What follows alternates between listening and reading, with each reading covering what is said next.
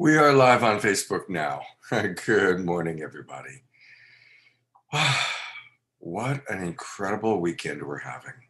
All leading up to this remarkable winter solstice, the conjunction of Saturn and Jupiter. For the past 12 days, the whole person Convergence has been doing so much powerful work. And so many of you have been a part of that. Last night we had a beautiful sacred Saturday Night Alive show. A lot of you watched that. And so I want to welcome everybody. I want to welcome those of you that are live watching us on Facebook. I want to welcome those of you in our Zoom meeting room.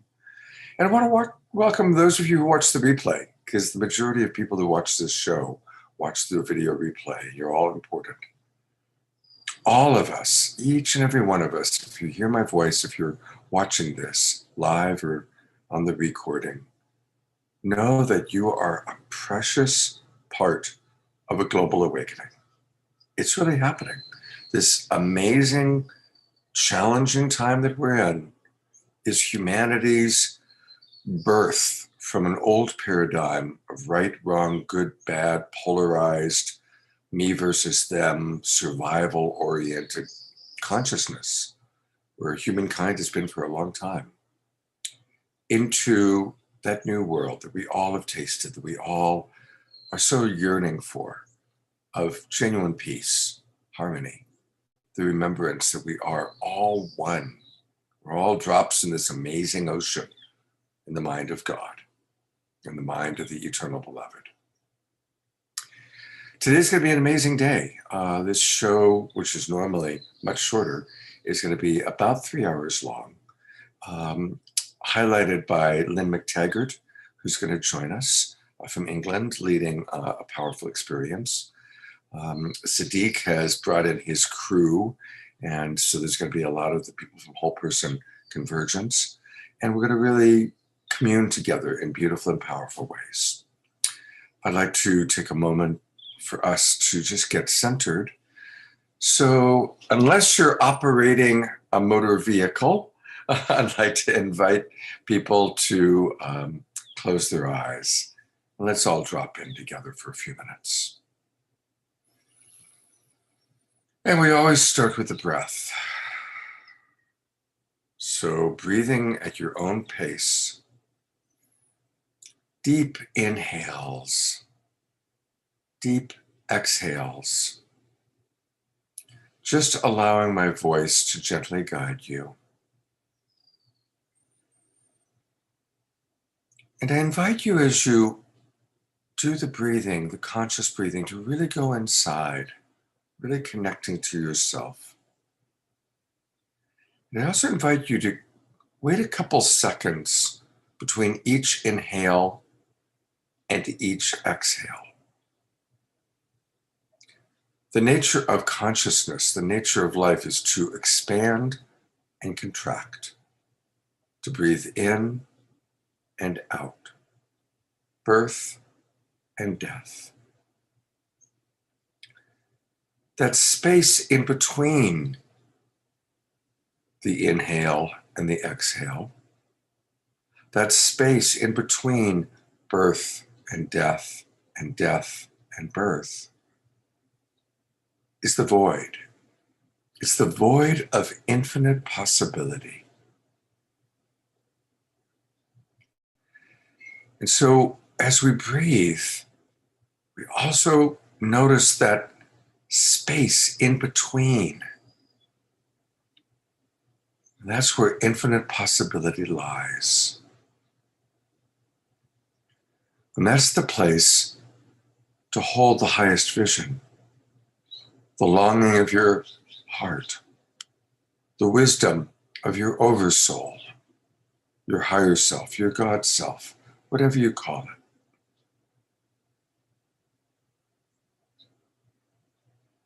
So inviting you to place into that sacred space between inhale and exhale your highest vision for humanity's future and your own personal future.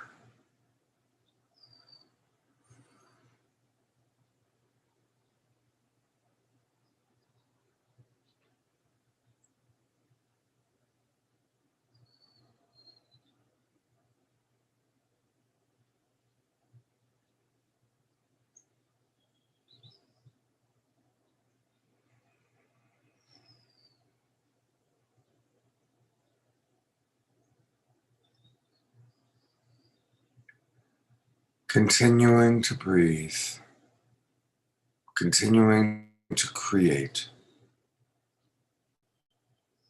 and knowing that we're all creating together, adding our pieces of the puzzle, our each unique awareness, wisdom, medicine, understanding, weaving a beautiful tapestry of the new paradigm, our new world.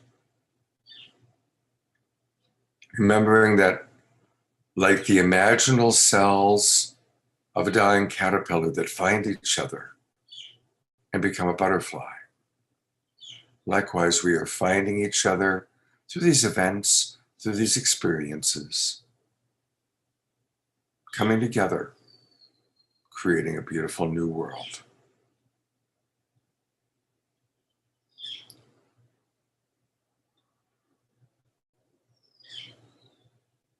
When you're ready, opening your eyes. And I want to welcome all of our friends that have joined us here in the Zoom room. Welcome to all of our friends watching on Facebook Live and the recording. We have a really beautiful day ahead of us, and I'm not going to put the spotlight on my friend and brother, Tzadic, to share with you what we've got planned for the day.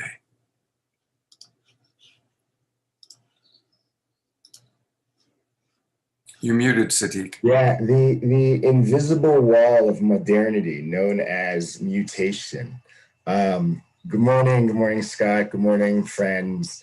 Thank you again for having us on your show and being partner with us for not just today and not just this weekend, but for both weekends as a part of the entire whole person convergence, which, as you know, started on December 10th with a pre-event with one of our partners from the Greater Collective, who did a beautiful weaving, a 3-hour event, bringing together organizations, leaders from all over the world, and doing sort of like a demonstration of what does it take to create a global culture of peace by sharing a stage with each other to show all our different beautiful gems as we contribute to the whole. And so with that pre-launch, we lit the fire of what was then a 12-day journey, which today is day 10 of that journey of the whole person convergence. The whole person convergence is basically a journey into wholeness. The main producing entity is Earthwalk. We had also our friends at Sign Network here with Scott Catamas and Deborah Giusti, also with Saturday Night Alive, and a number of other different organizational partners working in the field of wellness, of wholeness, and creating a global culture of peace. And so what we did for the first, well, I guess I'll just kind of give the context with how we started the whole thing. On Friday evening, on December the 11th, we began to paint the picture of what does wholeness look like? And what does it feel like if we're creating a global culture of peace, which is what our mission is all about? It's really important to understand, like, what do we mean by peace? And from our perspective, peace is no different than just wholeness, being able to be in touch with all of our parts, whether that's our body or it's the body of our society or the body of our planet or our cosmos. So being in touch with all of our parts and learning how to be in healthy relationship with them. So what we did for the last 9 days is begin to paint a map of what are all the parts of society: business and economics, justice and protection, governance and sovereignty, education and learning, spirituality and religion, infrastructure and resource, energy and consumption, so forth and so on. And we painted this map again, because if we're going to create a global culture piece, it's really important to understand our parts. And then once we have a deeper understanding of what's in the field, we can then start engaging with those different parts. And we can start to look at how are we in relationship with each of those parts? And how are each of those parts feeling? Like in education and learning, how whole does that realm feel?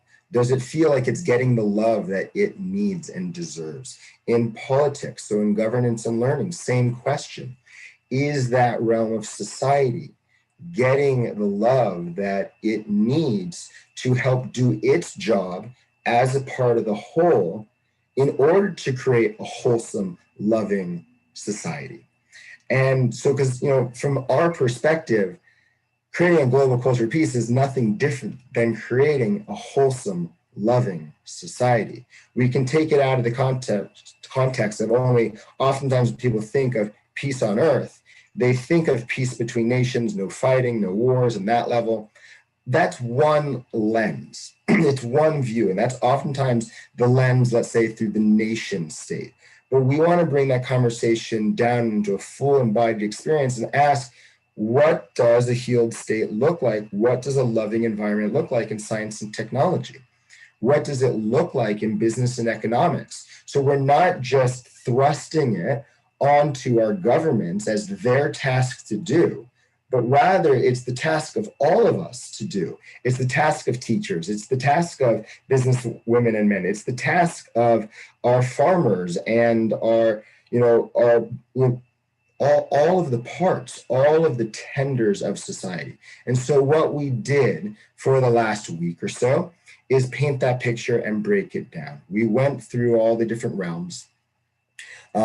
Day by day, we started first, after that Friday that I just mentioned, the 11th, we then spent an entire day as the first step of diving into what does wholeness look like in each of those 12 realms? Because if we're wanting to get somewhere, it's an important idea to take the time to ask ourselves, well, what do we think that looks like? And so we brought in experts in those fields in all 12 of the sectors. And on 1212 itself, purposefully chosen, we asked two experts in each field, led by another steward of that realm, of that sector of society, what does wholeness look like? And we spent the entire day exploring in each realm what that looks like. Then last Sunday, we joined Scott here on Sacred Sundays, and we gave a context and we launched a movement. We launched the Me 3 movement. And in short, just to kind of encapsulate all of what we did then, was we talked about, in a lot of the frame of society that we currently operate in, there's a approach commonly of polarity. It's an us and them mentality. I'm the victim, you're the perpetrator. I'm the rescuer, you're the victim. I'm the perpetrator, you're the rescuer, so forth and so on. It's there's oftentimes a polarity that happens.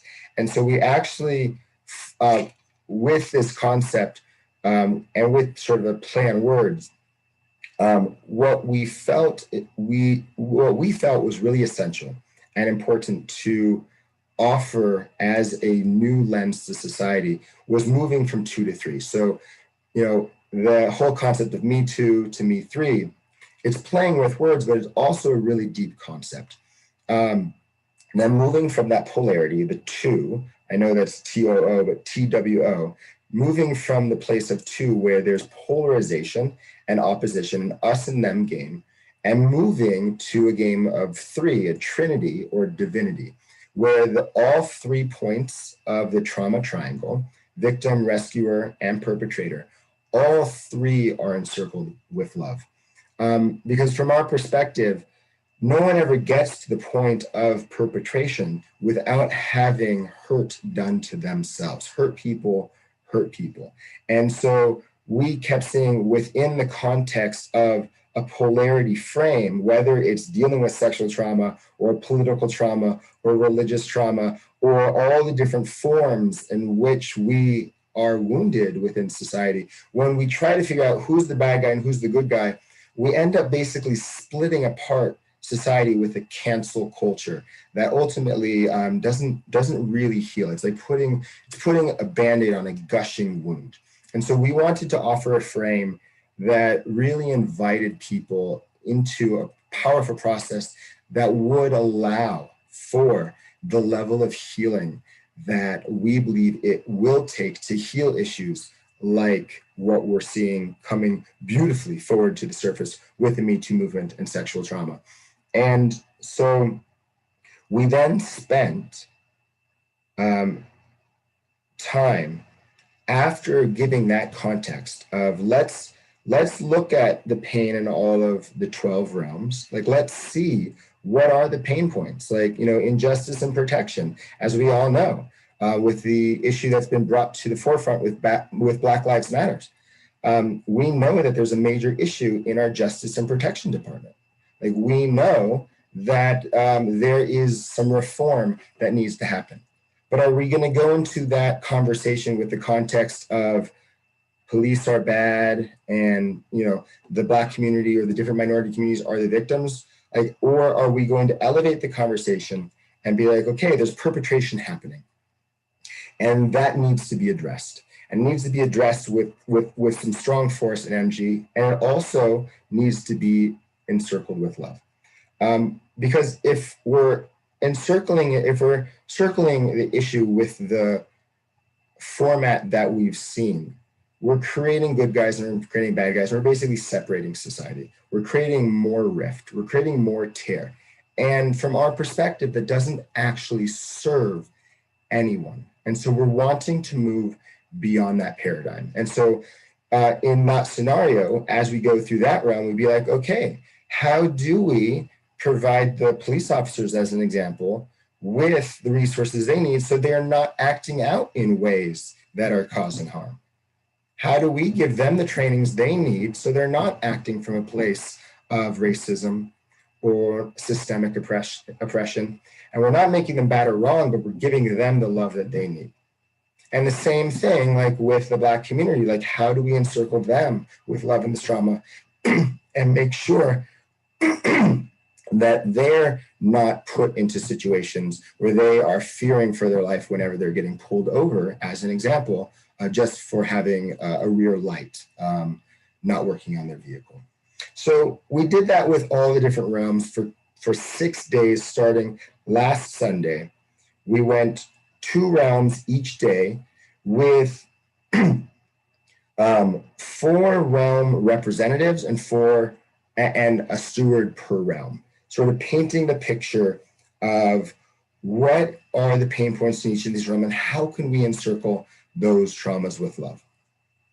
And so today, and I'm really quickly checking in, Scott, has Lynn joined us yet? Lynn isn't here yet. I kind of keep track. So what'll happen is when she does get here, I'll kind of pop in and I'll let you know that and welcome her. Beautiful. So, so today what we're going to be doing is we're going to be highlighting one of the 12 realms. And I'll speak to that in a moment. And part of why we have the lineup that we have for today's show, including Lynn McTaggart, including Deirdre Hayde, including Russell Feingold, Gary Malkin, and a few others I'm noticing who are not yet in the room: Christina Tobin of Free and Fair Elections, and Paul Sterling, John Kenyon, and Corey Tyler from across the aisle. But before I go there, before I dive into what the specific context is for today's show, which is the realm of governance and sovereignty, it's the realm of politics, I'm going to share what we did then after we went through the 12 realms. Yesterday, well, actually starting Friday night with Scott Catamas and Trish Wright, we did what we called a steward roundtable. So we invited all the stewards from each of the 12 realms of society to come together on Scott and Trish's show. And we had this sacred conversation where each of the different stewards stood in as if they were speaking, as if they were the realm itself, as if they were, the people. So for example, in justice and protection, as if they were the police officers, the EMTs, the firefighters, the judges, all the aspects that fit into justice and protection. And all the different stewards started having sacred conversation. Maybe arts and culture needed to talk with business and economics, that something between their relationship was creating a scenario in society that wasn't actually in service to all. Or same thing with justice and protection in relationship to science and technology. Maybe the way in which they're relating, or there's a cosmology between 3 or 4 of them, and the dynamic is causing pain in the system. And so what we did is we had sacred talks where we invited the members of the family, if you will, the family of society, to come and talk, to share about where there might be pain points between the realms. So we first started with the pain points within each realm, but naturally we're all interconnected. There's no way that we can separate one from the other. And so we then dive into how do the pain points between each realms begin to intersect? And how can we lovingly address those without making any of the sectors bad or wrong, without neglecting one or the other, without showing preference for one over the other?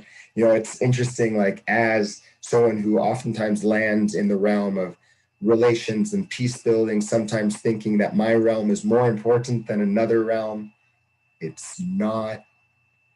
And looking at those sacred wounds that cause that, and working to have the sacred conversations, to have a balancing, to have a harmonization between and amongst all of the voices, all of the realms, so that we can create that global culture of peace. And in short, meaning that my relationship with myself is good, that my relationship with you is good, that my relationship with the planet is good, that I'm treating you with respect, you're treating me with respect. You sort of like, I lovingly joke around about this because I think this is actually the context, but the Three Musketeers, and 3, as I mentioned, is a very holy number in our cosmology with Earthwalk, but the 3 Musketeers of all for one and one for all. And that, that was a little tagline, if you will, in a movie, but the potency and the power of what that concept was all about, I actually believe, and Earthwalk holds, that that's the sacred ingredient for creating a global culture of peace, where science and technology honors governance and sovereignty, and that governance and sovereignty honors education and learning, so forth and so on. And that we're consistently learning what are the gifts that each of us are giving into the situation, and where do we each need help?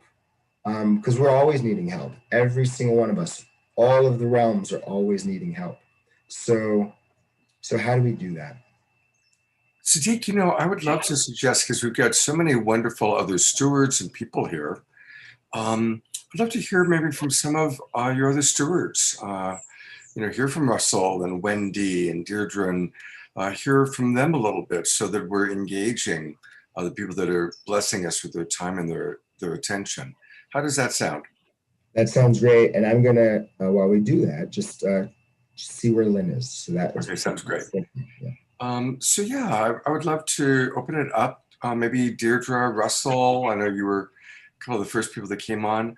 How do you relate to this concept and what are you experiencing and what can you provide? And I'm going to add you to the spotlight so we can see you all here.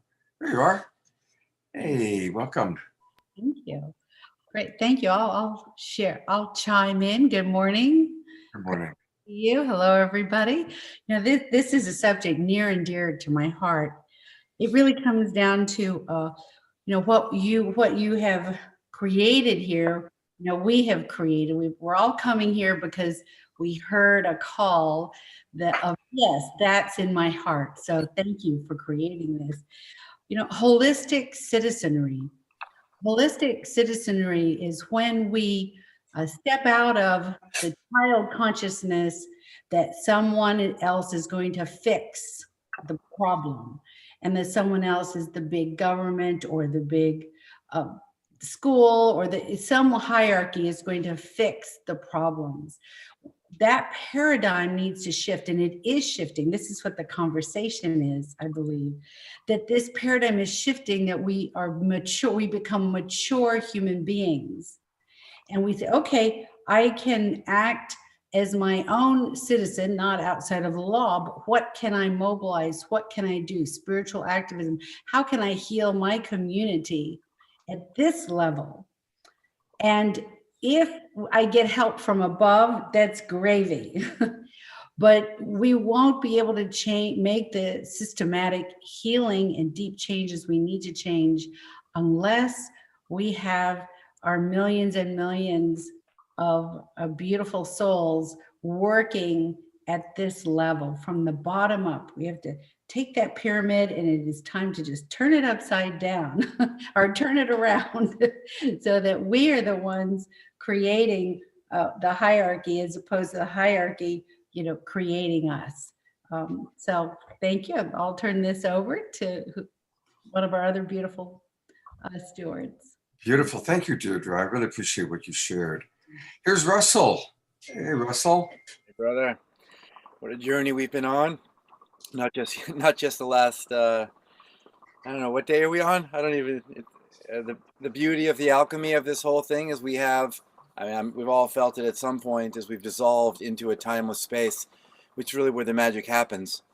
So I just want to thank Tzadic and Scott and everyone, all the stewards here and all the representatives for creating such a potent container for transformation to happen. What is most impactful for me about what this has all been about is during this time of quarantine and isolation, I personally felt more connected to other people and to a greater community than I have in a long time. So it's not dependent upon a physical proximity, but it's dependent upon the depth of care and intention and quality of prayer that we're coming together with. And obviously we are in a very precarious time, a very intense time, and also a very potent time for change. If we are willing to take a deep look within ourselves and really take a look at how we can be part of the solution. And that's exactly what's happening here for me and for so many. The conversations are happening here, and there are others who are having them too. And I applaud everyone who is embracing the courage to have the hard conversation, the challenging conversation, the sticky conversation. Because it's already here, it's already lying in the subconscious. And we can see how society is acting out in so many ways.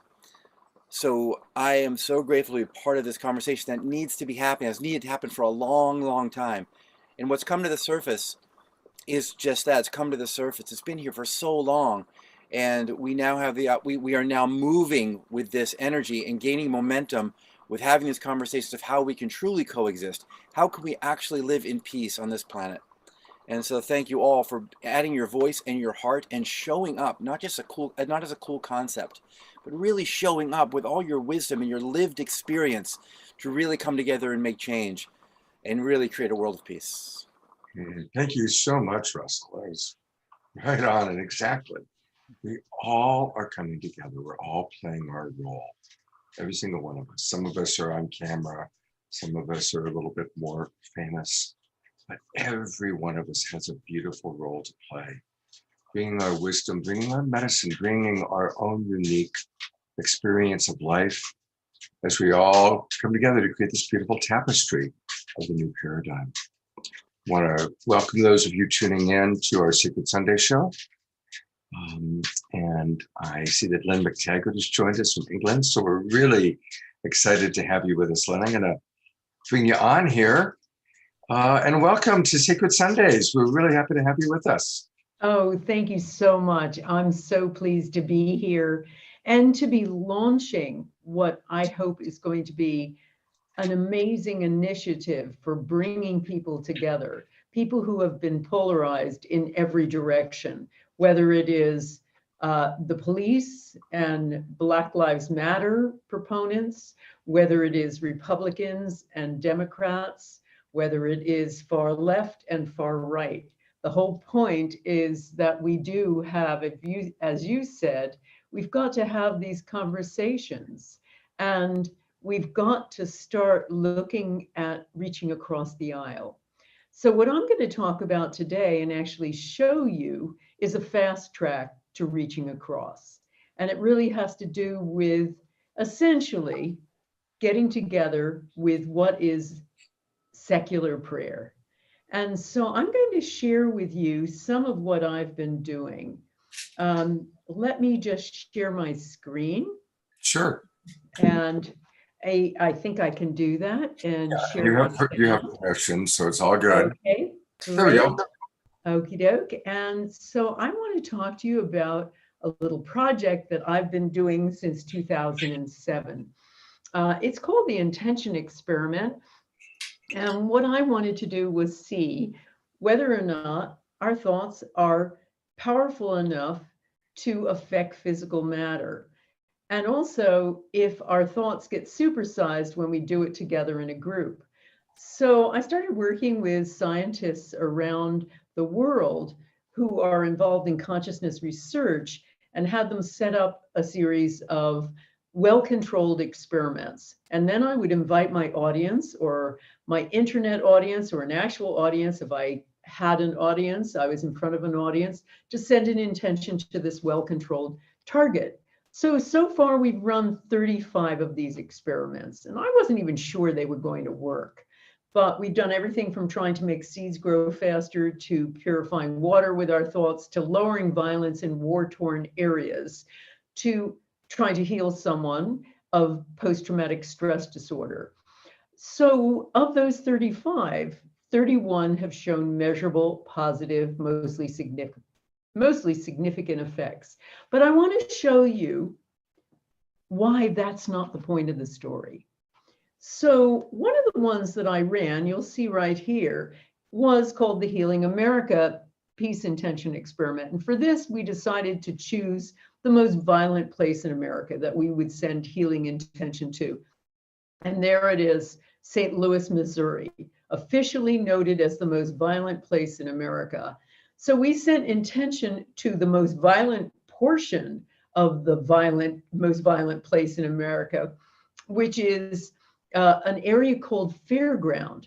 Now, Fairground luckily, the St. Louis police keep very, very good records. So I worked with a University of California professor of statistics to work out if we had any kind of effect. And here's what happened. 6 months after our experiment, we looked at stats before and afterward. We compared them with Fairground and also all of St. Louis, and we found that St. Louis violent crime continued to go up, St. Louis property crime continued to go up, Fairground property crime continued to go up, but Fairground violent crime went down by 43%. Very interesting. Not the point of my story. Something else happened, something really remarkable. After St. Louis, I survey participants all the time to find out what sort of thing happened to them. How did that work? And how did it work? And also, did anything else change in their lives? And so some of the participants said things like this. one participant said it's healing with the relationship between all of us, my mother and her daughters. So one daughter talked about her whole family reuniting. Someone else said, my father called out of the blue and apologized for disowning me. Things smoothed out unexpectedly with my difficult new boss. It's night and day now. My estranged son has suddenly more time for me, calls me and comes to see me after 20 years. I get thousands of these kinds of comments in these surveys where their own lives, the participants' own lives, have been healed. So the same thing happened when we tried to heal someone of PTSD. That is Gulf War veteran Todd Voss, who had such bad PTSD that he would have to walk into a room and put his back against the wall and survey everything. He was hyper vigilant. So we sent an intention for him to heal. And not only did Todd never have to go back for treatment after that, not only did he travel, something he couldn't have done before, and he met the love of his life. He now has a child. You know, he is, to all intents and purposes, fine. But things happened with my participants too. So here's what happened. We sent intention to heal someone. People had a mirror effect, and they also had healings. We had someone saying their pain in the knee is gone. We had somebody else say that their gut, which was suffering from IBS, felt normal, and sciatic pain, somebody else overcame that.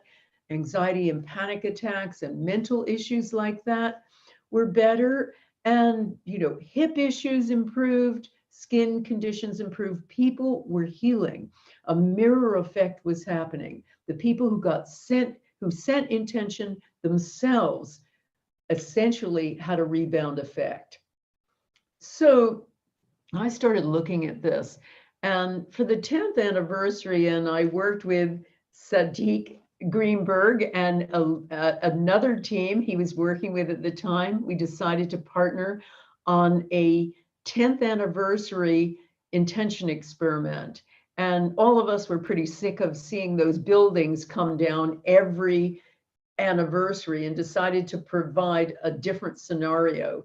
So I do a lot of speaking around the world, and one person who hosts me in the Middle East is a guy called Dr. Salah Al-Rashid, shown here. He is like the Deepak Chopra of the Middle East. And I asked him to partner with me and get all of his Arab followers to come together with all of my Western followers. And we would do an intention for the 2 southern provinces of Afghanistan, which were the stronghold of the Taliban. You can see it here, Helmand and Kandahar. And we sent an intention, and afterward I got hold of statistics from NATO. This is a German general from NATO, saying there was this sudden plummeting of violence, longest sustained downward trend in enemy-initiated attacks recorded by the NATO forces, the combined forces. Not the point of the story, though. Something else happened. I had a Facebook page, and afterward, it was amazing. I started watching the Arabs writing to the Americans writing to the Arabs, befriending each other, sending love to each other, essentially forgiving each other. And that gave me a big idea that I was able to carry out a few years ago. In 2017, November, so just a few years ago, I had the opportunity to work in a studio where we could beam out to 9 or 10 locations. So we put cameras in conference rooms in 8 different Arab cities. And the 9th one, we put in an auditorium filled with Israeli Jews. Now, many of us over here in America or in the West probably don't appreciate what happens in the Middle East between Arabs and Jews to a full extent. As some told me afterward, I grew up never meeting a Jew, said one Arab. My parents taught me that they have horns growing out of their heads. And that's the kind of dialogue and scenario that people from these various regions often grow up with. So we decided to bring them all together and send intention to an area of Jerusalem that was suffering from a lot of violence, the Damascus Gate area of Jerusalem. There was a lot of violence there. So we figured, well, Jerusalem belongs to the world. We can bring everybody together. And it was really fascinating because with this intention experiment, the Arabs were very distrustful of the Jews initially, and the Jews were very distrustful of the Arabs. So it was really interesting just trying to bring them together to agree to this experiment, but they did. And I'd like to show you what happened. So this is a little film clip. The auditorium is the group of Israeli Jews, and you'll see because of this amazing studio, I was able to speak to people in those different locations, those 8 different Arab cities, and they were able to speak back to all of us, and the same with the Israelis in the auditorium. So after the intention experiment, I asked them to tell us how they felt. And so here's what happened. So are you ready to begin now, everybody? Our intention is to lower violence and restore peace in the old city of Jerusalem by at least 10% or more. Imagine it with your 5 senses. See people putting down their weapons. See people restoring peace there. See people hugging each other, hugging strangers, reaching across the aisles. Hold those intentions in your mind as you imagine yourself holding the hands of everyone on either side of you. If you're watching on YouTube, imagine you're holding the hands of everybody, all the thousands of people on this call.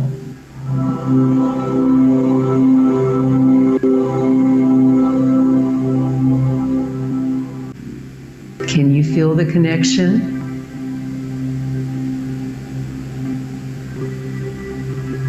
Are you seeing peace?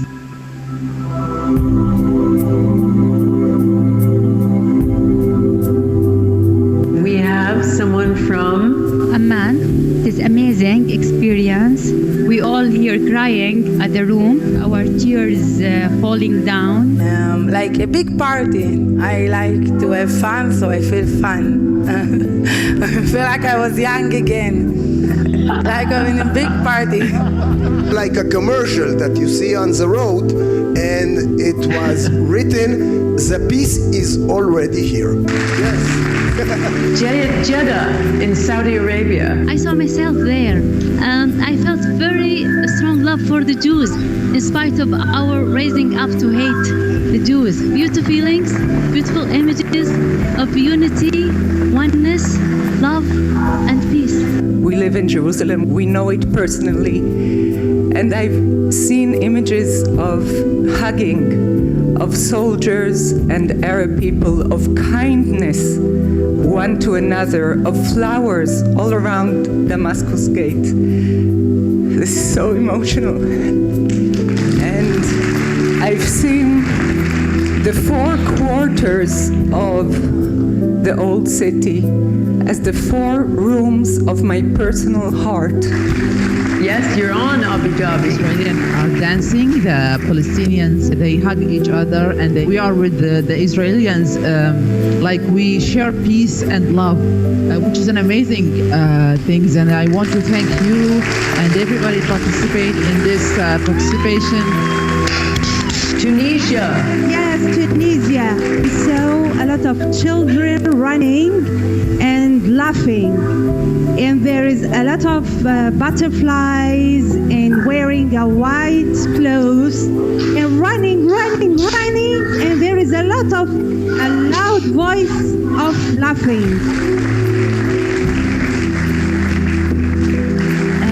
You took me to the place I really love. I saw there sunny day, lots of people laughing, lots and lots and lots of joy and happiness. I wish I could stay there. I wish I didn't come back. My name is Fatima Salami, and the peace in Arabic means salam, and my name is Salami.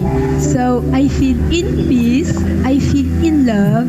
I love all people in the whole world. I love you. I love you so much, and I feel full of love and full of peace. Your God is my God. I love you. My name is Lily from Jerusalem. It's so overwhelming, the possibility to be connected with you, our sisters in Amman and in Damascus and in Iran and all over. We are thousands, hundreds of thousands of women here saying enough. It's about time to unite. We are one. It's time of compassion.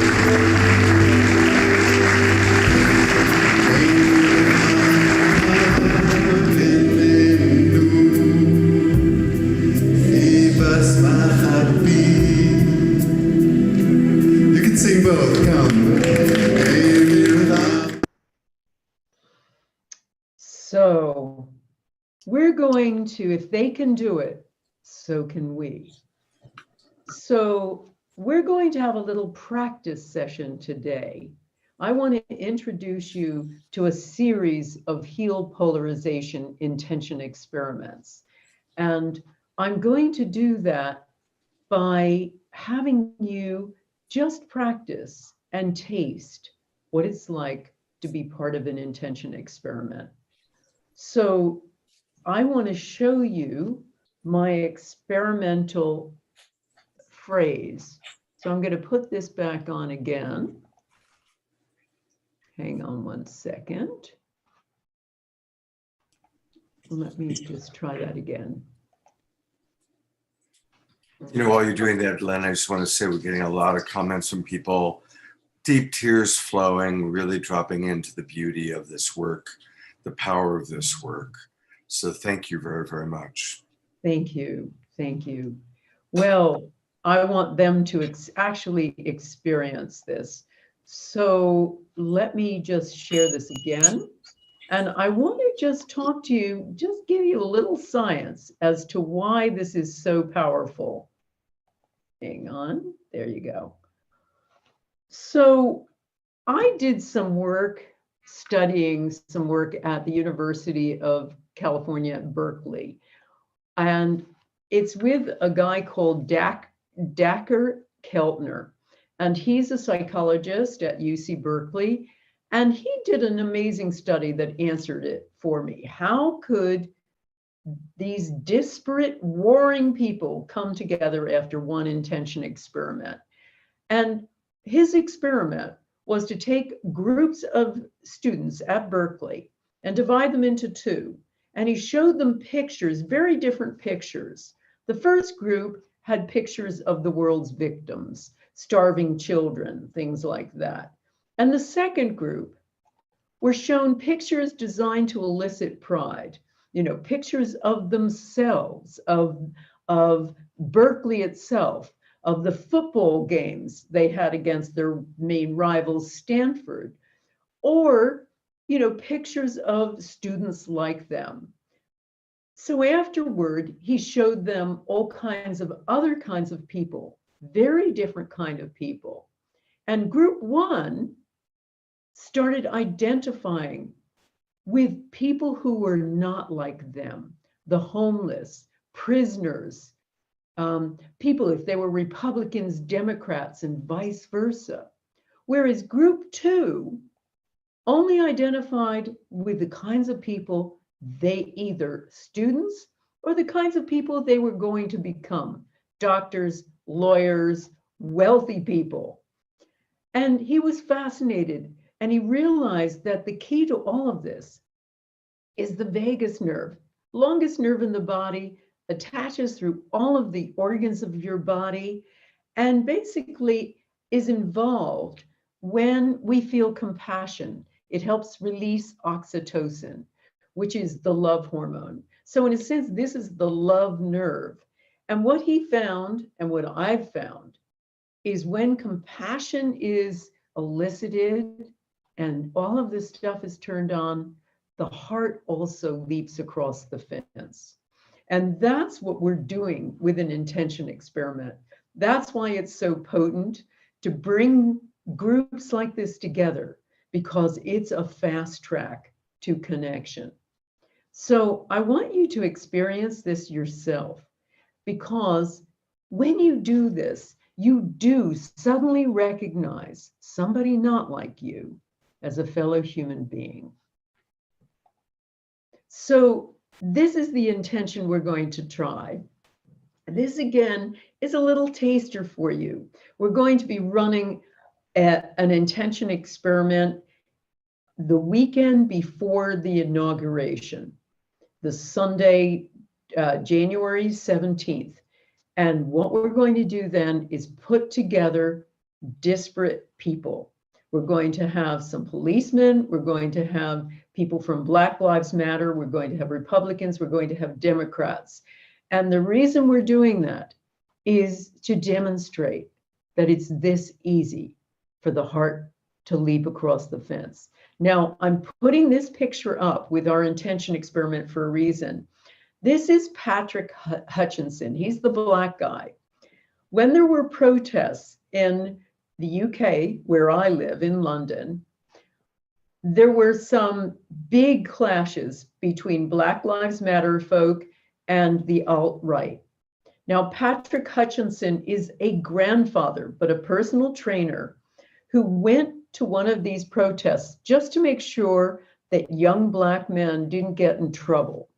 And in the middle of that, there was this giant skirmish between the two sides. And one of the members of the alt-right movement got knocked to the ground and was about to get his head kicked in. And Patrick scooped him up and in a big fireman's lift, lifted him over his shoulder and got him to safety. So I think he is a brilliant example of the heart leaping across the fence. So I want us to hold the following intention. And because we can't be here in person, I've just put together a little movie that is essentially me running an intention experiment to a live group of people so that you can experience it as though you were holding hands with people, all the people who are on this broadcast. So our intention, this is what I want you to hold, is our intention is for Washington, D.C. and Georgia to be immediately and permanently free of all political and social justice, violent protest and unrest. I'm sure you heard that there was a big bust up between the Proud Boys and the people on the other side in Washington last weekend. So we're sending a little intention for peace in Washington, D.C. and Georgia, particularly in the run-up to those senatorial elections.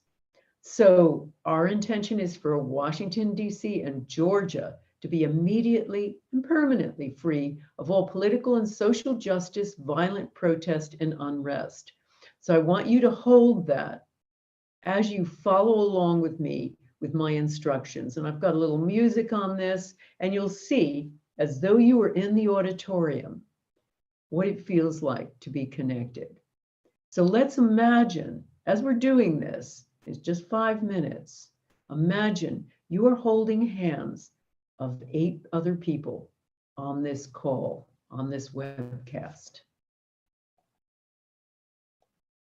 Okay, let's take a deep inhale and a deep exhale. And a deep inhale and a deep exhale. Deep inhale, deep exhale.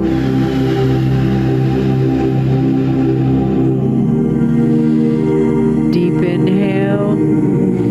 And now on the exhalation, send the intention through from your head, formulate the intention, Send it from your head to your heart, and then shoot it out to the recipient.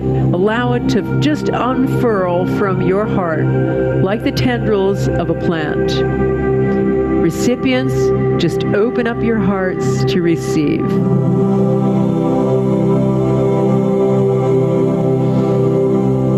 Allow the visualizations to come. Allow yourself to feel the unified energy in your group. Imagine you are all one single entity, one single powerful energy, sending healing energy to your recipient.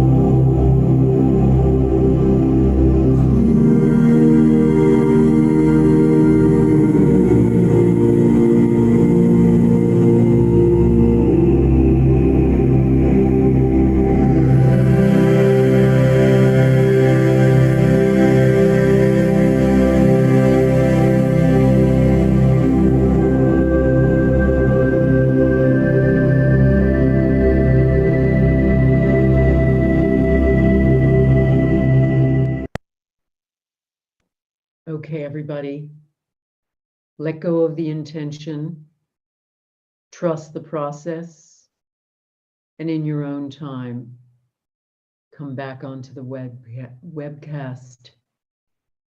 Connect with the moment and the present.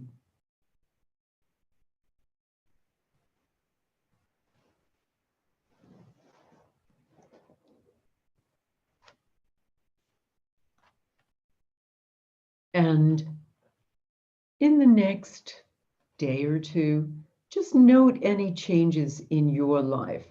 Did anything happen as a result of participating? Did you feel anything different? Most of the participants write in that they feel a lot of bodily sensations. They feel a lot of changes in their mental state, emotional state. They feel like essentially they're in a mystical state. But also notice if anything has changed in your life. And that is our practice session for the Big Kahuna, which is going to be on January 17th. So note this down, please. If you would like to take part in this, remember you are part of the research. I have a scientist, Dr. Konstantin Korotkov, who is going to be measuring any changes. He's got specialized equipment. We'll be also looking at whether or not we affect the target. I'm not going to reveal the full target yet to you because I don't want you to be thinking about it ahead of time.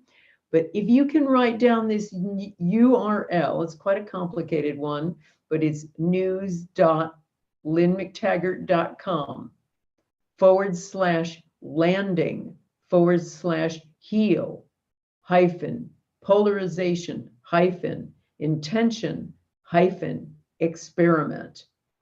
And if that's too complicated, just come on to my website and sign up and you'll get information about it. We'll give you all the information about how to take part. But this one is going to be an extraordinarily powerful one because we're going to bring all the warring tribes together and let them connect together with the intention experiment and see what happens.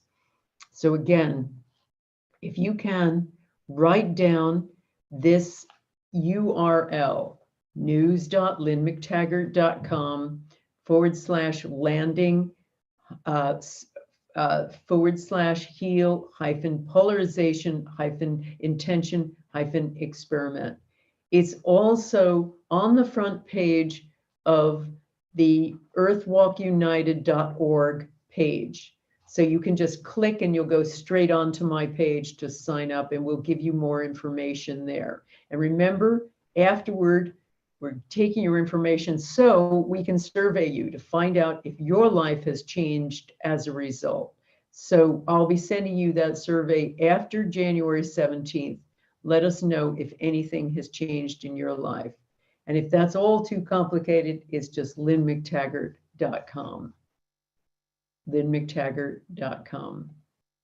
So I'm going to stop that share and just say, I hope that was a really great experience for you. It's been wonderful being with you. And I really look forward to seeing what happens when we bring all of these different parties together. We know, I know from the work that I've seen before, that even the greatest enemies can come together in peace. Thank you so much, Lynn, for the incredible work you're doing, for coming on to our show this morning. And I'm noticing a lot of beautiful comments, and we definitely will continue to follow through with you. Thank you very, very much for blessing us with your presence. Thank you so much. It's been wonderful to be here, everybody. Thanks to everyone who's organized this. Okay, take care. Tzadic, you're muted. Thank you. Yeah, that invisible wall again. I just wanted to also offer a special thanks to Lynn as well. She knows this, that we've talked about this in the past, but the Middle East is actually where my days as a peace tender began. When I lived in the West Bank and saw the bloodshed and saw the strife that was there. And so I just want to say thank you again, Lynn, for the beautiful work that you're doing in that realm and all the other realms as you just shared. It touched my heart really deeply. And as I wrote into the thread as that was happening, I, deep tears and deep gratitude. Beautiful. Oh, thank you. Tzadic, where are we going next? Yeah, so now we're going to be bringing on some guests that are specifically related to this arena. So as mentioned, while we're not providing the specific focus of what the intention experiment will be focused on for January 17th, what we are sharing with our public is that for the next 12 moons, and yes, I said that 12 moons, not months. The word months comes, from the word moons. But starting January 12th, so 5 days before the global intention experiment, we're going to follow the cycles of the moons for 12 moons. Each moon cycle, we will be focusing on one of the 12 sectors of society. And so in conjunction with the intention experiment 5 days in, with Lynn McTaggart, focusing specifically on political polarization here in the United States, we are going to be dedicating the first moon cycle from January 12th to February 11th on the realm of governance and sovereignty. So we wanted to bring in a few others who are pillars in that realm, specifically who are anchors in the field of how do we tend to the different voices in the field, the polarity in the field. And again, like wanting to speak to the fact that oftentimes polarization gets a negative rap. It gets a bad tonation to it. But polarization in it of itself is not a bad thing. How we work with the polarization is what creates trauma or not. For an example, easy example, masculine, feminine, they hold different poles. They're like negative, positive charge type scenario. And with that, magic can be created or deep trauma can be created. And why, for example, domestic violence can occur in such a deep and profound way, and why great love can occur in such a deep way. So again, not shaming polarization or polarity in and of itself, but asking the question how we work with it. So we wanted to bring on the producers and talk show hosts of Across the Aisle. It's a talk show that specifically is focused on how do we bring the different voices into the room to have the conversations. So this great divide that is currently happening here in the United States and in many other places in the world, in the realm of politics, in the realm of governance and sovereignty, that we may encircle that arena with love. So I want to bring in John Kenyon.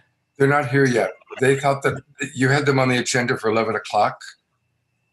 So they're not, I know Paul's not here. Now he's in my home, so I can go. I have it at a mountain time. So I do see that John is in the room. All right, I'll go grab Paul. He happens to live at my house, so. Right, I see that. Yes, I do see that John. Yeah, the schedule is all 11 Mountain, so I imagine they thought it was 11 Pacific. So John Kenyon, and then also Corey Tyler. I saw that he was in the room before. Corey, are you still with us? And John, are you able to join us at this moment? If not, that's okay. We can rearrange things. But I do see that John is in the room. Paul will be jumping on in a moment. The advantage that he happens to be in my house. Great, beautiful, beautiful. You know, maybe what I think might be lovely, because again, you've got all these other people that are with us, like Wendy Silvers, and I'd love to hear from some of the other amazing people that are with us, what their experience was doing the experiment with Lynn, or the experience with Lynn. So I'm going to go to gallery view for a moment. And if any of you on gallery view would like to share your experience or share something, raise your hand and I'll spotlight you. Anybody want to share what came up for you? Okay, I see Russell. Thank you, Russell. Also, just as a highlight, well, I'll write you a note, Scott. Okay, great. Hey, Russell, what do you have to say, buddy? I just want to keep fanning this beautiful fire, and this, the experiment, and I say experiment, and even as Lynn, said there's a practice round, I wholeheartedly honor that, but for me, there was no practice in there. Lynn, I humbly bow to the work. There was no practice. This was on, and powerful healing happened, and I just totally committed to it and dropped into it and really felt myself open up into this is going to be very poetic, but also being the steward of art and culture, I got a little poetic license. I really opened up to the heaven of my heart. I really felt a heavenly realm of just incredible coherence and peace. And I was literally thinking about angels and thinking about being together in peace. I just feel the coherence of the world coming together and being at peace. And all I was contemplating was heaven and the angelic realms and kingdoms, which is right here.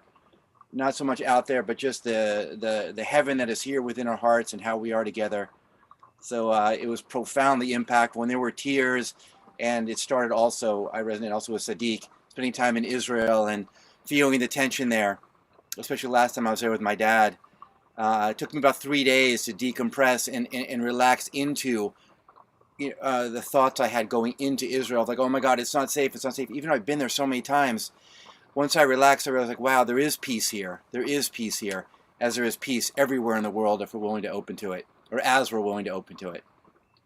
Oh. Thank you, Russell. Thank you very much. Is there anybody else? Wendy, I had a feeling, Wendy, you were going to have something wonderful to share. Welcome. Thank you. It's such a joy to be here and to be in such beautiful company. I feel grateful to you, Tzadic and Scott, for your, what you're providing. And thank you. I'm just really moved. And what I was aware of is I've led other meditations and intention settings. So I just love what you're doing. Lynn, if you're still on the line, I can't see because I'm on my cell phone, but thank you so much. I will participate on January 17. And what really moved me was, I'm not sure if it was an Arabic or Israeli woman who stood up and said that peace is right where she is. And for me, that is the crux of it, is that people keep thinking that peace is outside of them. But when we do an exercise, an experiential exercise, such as we were led through, we get to reconnect with what is really inside of us. And then the shooting out, I loved the head, heart, and shooting out. And so being in that process just reminds me of what I feel like I've been holding and aware of in this entire event, is that the heart is the connector, it's the gateway. And we all meet in the heart. We're all connected. And I think of it as the womb of creation, and we're all womb mates. And I just am so honored to be present and to participate in setting up a force field that goes out globally through this event and through our work. I'm just grateful. Peace is right where I am, right where you are, right where we are. Thank you, Wendy. Thank you very, very much. Well, it looks like our across the aisle friends have joined us. Us, those of us that live in California, we're always used to Pacific time, and Tzadic puts it out as Mountain time. So, of course, 11 to him was 11 to, anyway, we had a thing going on there. So we are coming together. And so I want to introduce two people that have been running what happened was Tzadic was talking to me about some of his ideas. He said, we want to do a thing like across the aisle of bringing people together. I said, well, guess what? I've got two friends that have been doing an online show for months called Across the Aisle. And they've really done a wonderful job. So I want to introduce my roommate, Paul Sterling. I'm going to bring him on. And one of the foremost teachers of compassionate communication, also known as nonviolent communication, John Kenyon. Guys, I'm going to turn it over to you. Tell us a little bit about what you've been doing with Across the Aisle. Great. I'll get started. And there's actually a third one of us here, Corey Tyler. Corey, if you could wave so people could see you there. Got him. There's actually four of us, but we're not all four on today. Katrina Valancourt is also one of the people. And so I'll give you a tiny bit about how this all started. I studied with Marshall Rosenberg. I ended up writing a best-selling book, Argue Less, Love More. I taught compassionate communication in prison for 8.5 years. And then I watched myself on Facebook, and I watched myself get, this is the embarrassing part, mean and petty, and write these one-liner comments to people, basically letting them know how bad, stupid, and wrong they were for their current political beliefs, and that they should believe like me. And much as I would never teach the couples I work with, I'd never teach anybody that, but I noticed I went there, and I said, oh, I need this for me as much as other people, because if we're going to heal this nation and heal the differences between us, this is something we need. And when I work with couples, I talk to them about not, if they're going through a divorce, not weaponizing the children and turning the children against each other or against the parents. And I've watched weaponizing in political campaigns, and I said, we need to have a healing instead. And so that's why I reached out to John Kenyon, and because John and I had been to Sweden together, studied with Marshall Rosenberg, and of all of the compassionate souls in the world, John is one of the guys I lean on. And we decided to include other people, and we brought in Corey. And the basic idea of it is, well, John, do you want to say a little bit more about it? You're muted. Yeah, sure. Thanks, Paul. Yeah, so Paul and I decided we would create this space for people to hear each other in the political realm. And from my insight was that for a while, that with the information being so confusing, what people believe is true, that that there is a way to have a conversation without getting hung up on what's factual and true. I do believe there are facts, just to be clear, but that often is a barrier when we can't agree on that. And the idea that we really can hear each other and understand even when we just completely disagree. It is possible, and it's a muscle, it's a skill that takes practice, but it's very doable, especially with that intention. And that Paul and I created this space where we invited people on and just started having a structure basically of how people could both express themselves and then listen, say back what they heard the other person say, even if they completely disagree. And really amazing things we've seen happen, just the amount of kind of heart opening and connection, and that once we kind of are understanding that way, we naturally, I've seen in calls like this, people dropping into kind of where we all share the same wants and needs and care about the same things and don't get so hung up on the different beliefs.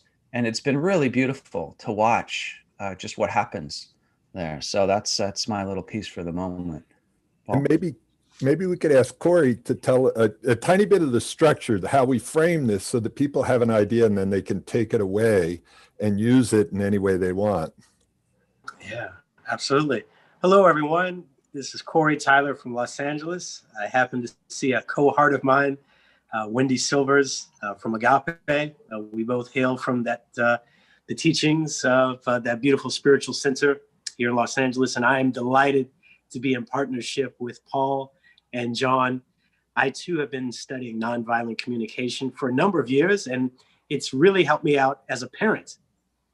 And during these calls, what I'm really delighted by is that we have a collection of people with various political views.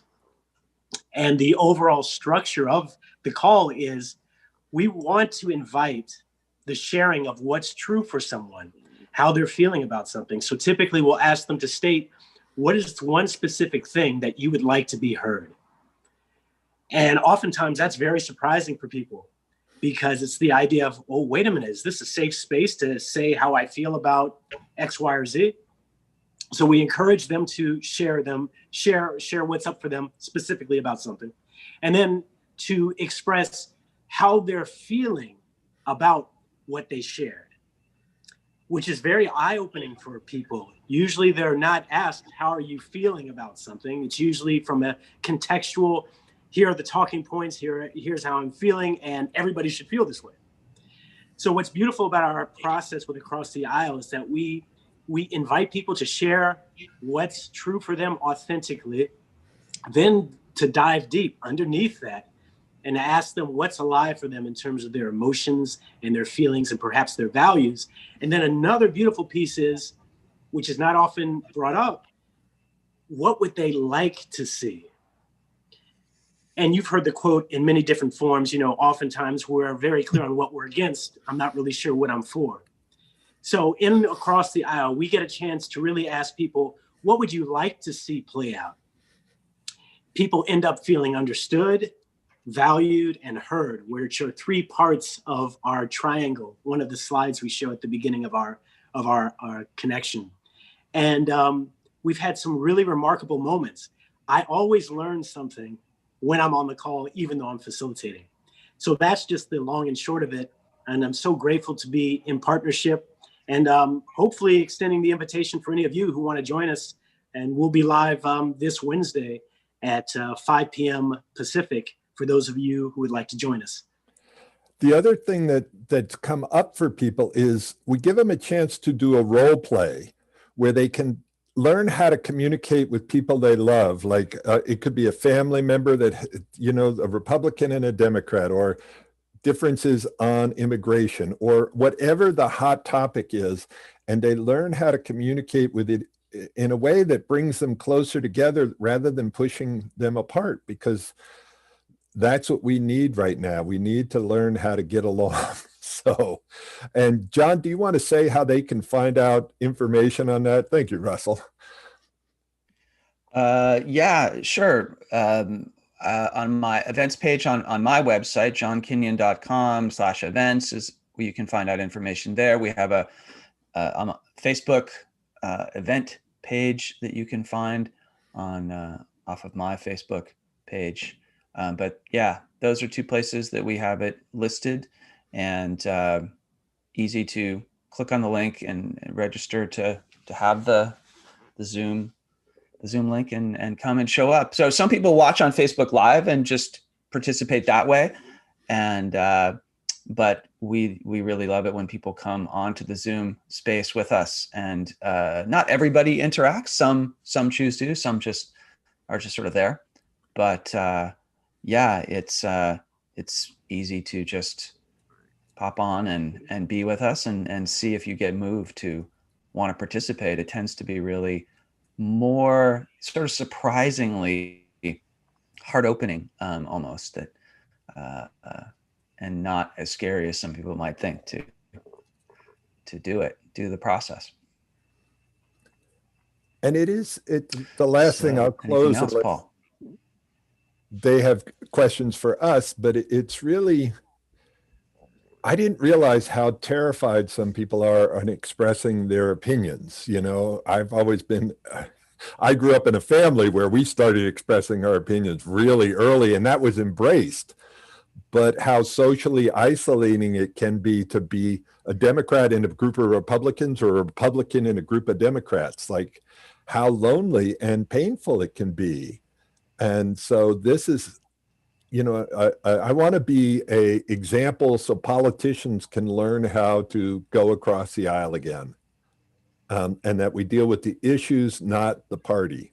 So thank you, Tzadic, for putting this all on, and Scott for hosting it, and John and Corey and Katrina, who's not here, for being our partners in making a difference in the world. I have a thought I'd like to share, and then a question to ask all of you guys.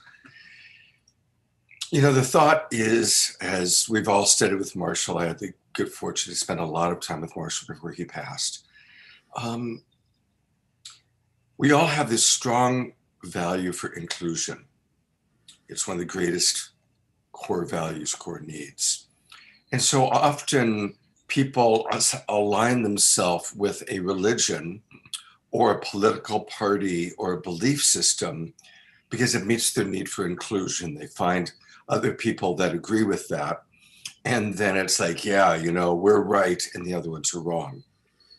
And sadly, it's human nature that we all want to believe that we're a little bit closer to the truth. We're God's chosen people.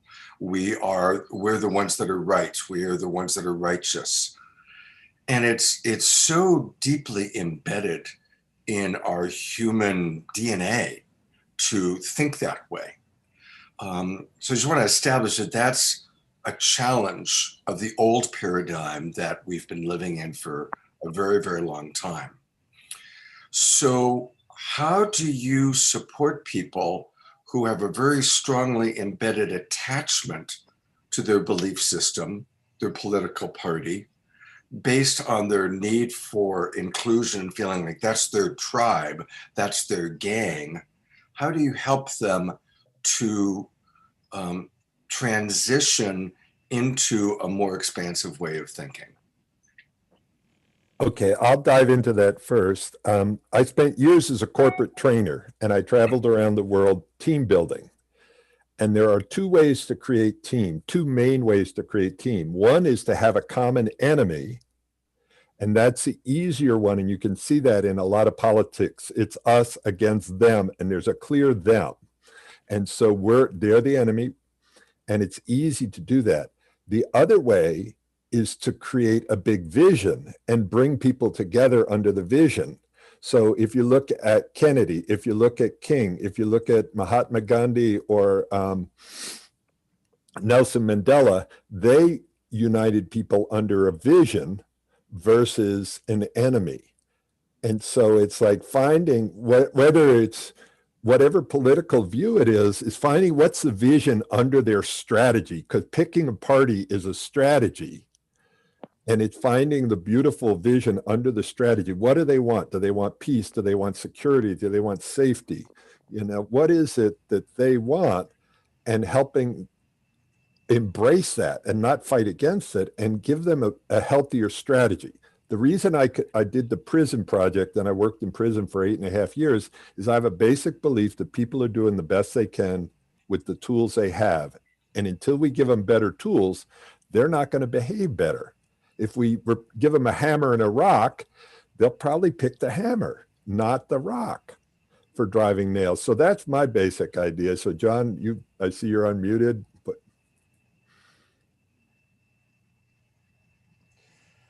yeah, and I don't know if my internet connection sound okay? You're doing good, at least to me. Is it all right? Yeah. Yes. Okay. You're a little bit on my side. It's a little. You're tad choppy, but we're hearing you okay. Okay, great. Yeah. So to respond to your question, Scott, being able to just have people feel understood for their really strong beliefs, I think goes a long way, just to help that soften a little bit, that sense of resistance. So something Marsha Rosenberg would often say, empathy before education. So before wanting to share something else with somebody, just that being heard, I think, just so much softens. But then what we do in our Across the Aisle is we really encourage people to make that shift from focused on their beliefs to how they feel in their bodies. And it's really quite amazing as we kind of coach people to do that. they're having a little bit of a hard time is just the stopping, just that pause, and the kind of looking inside. Oh yeah, what am I feeling? Like it's a big shift to actually drop kind of down into the body and like search for what is there, and then helping people connect that to what they want. And for me to go, not only what do we want personally, what do I need, or what are our personal needs, but then to expand out to what do we all need? What do we all want as human beings all over the planet, everywhere on the planet? And there's something about that my hope is that identification with the larger tribe, the tribe of humanity, and even the family of life on the planet, that through this language of our needs, the needs that we all share in common, and how our feelings and our bodies connect us to that universal place, that allows that kind of broadening of identification, a larger self, if you will. So that's how I think of it. Hey, Scott, can Dad join in? This is my father, Bruce Greenberg. But I wasn't speaking to you. I was speaking to Scott. Perfect. Well, Tzadic is my brother from another mother, so we're all family here. I just joined in, and I'm enjoying the conversation. But I'll say to your two speakers, if you think about the generation before me, or two generations before me, of the Jews, the Italians, the Irish that came through Ellis Island. So you have a generational thing here. How do I change parties that my parents and grandparents started in? Yeah, great question. I'd like to speak to that. This is Corey Tyler.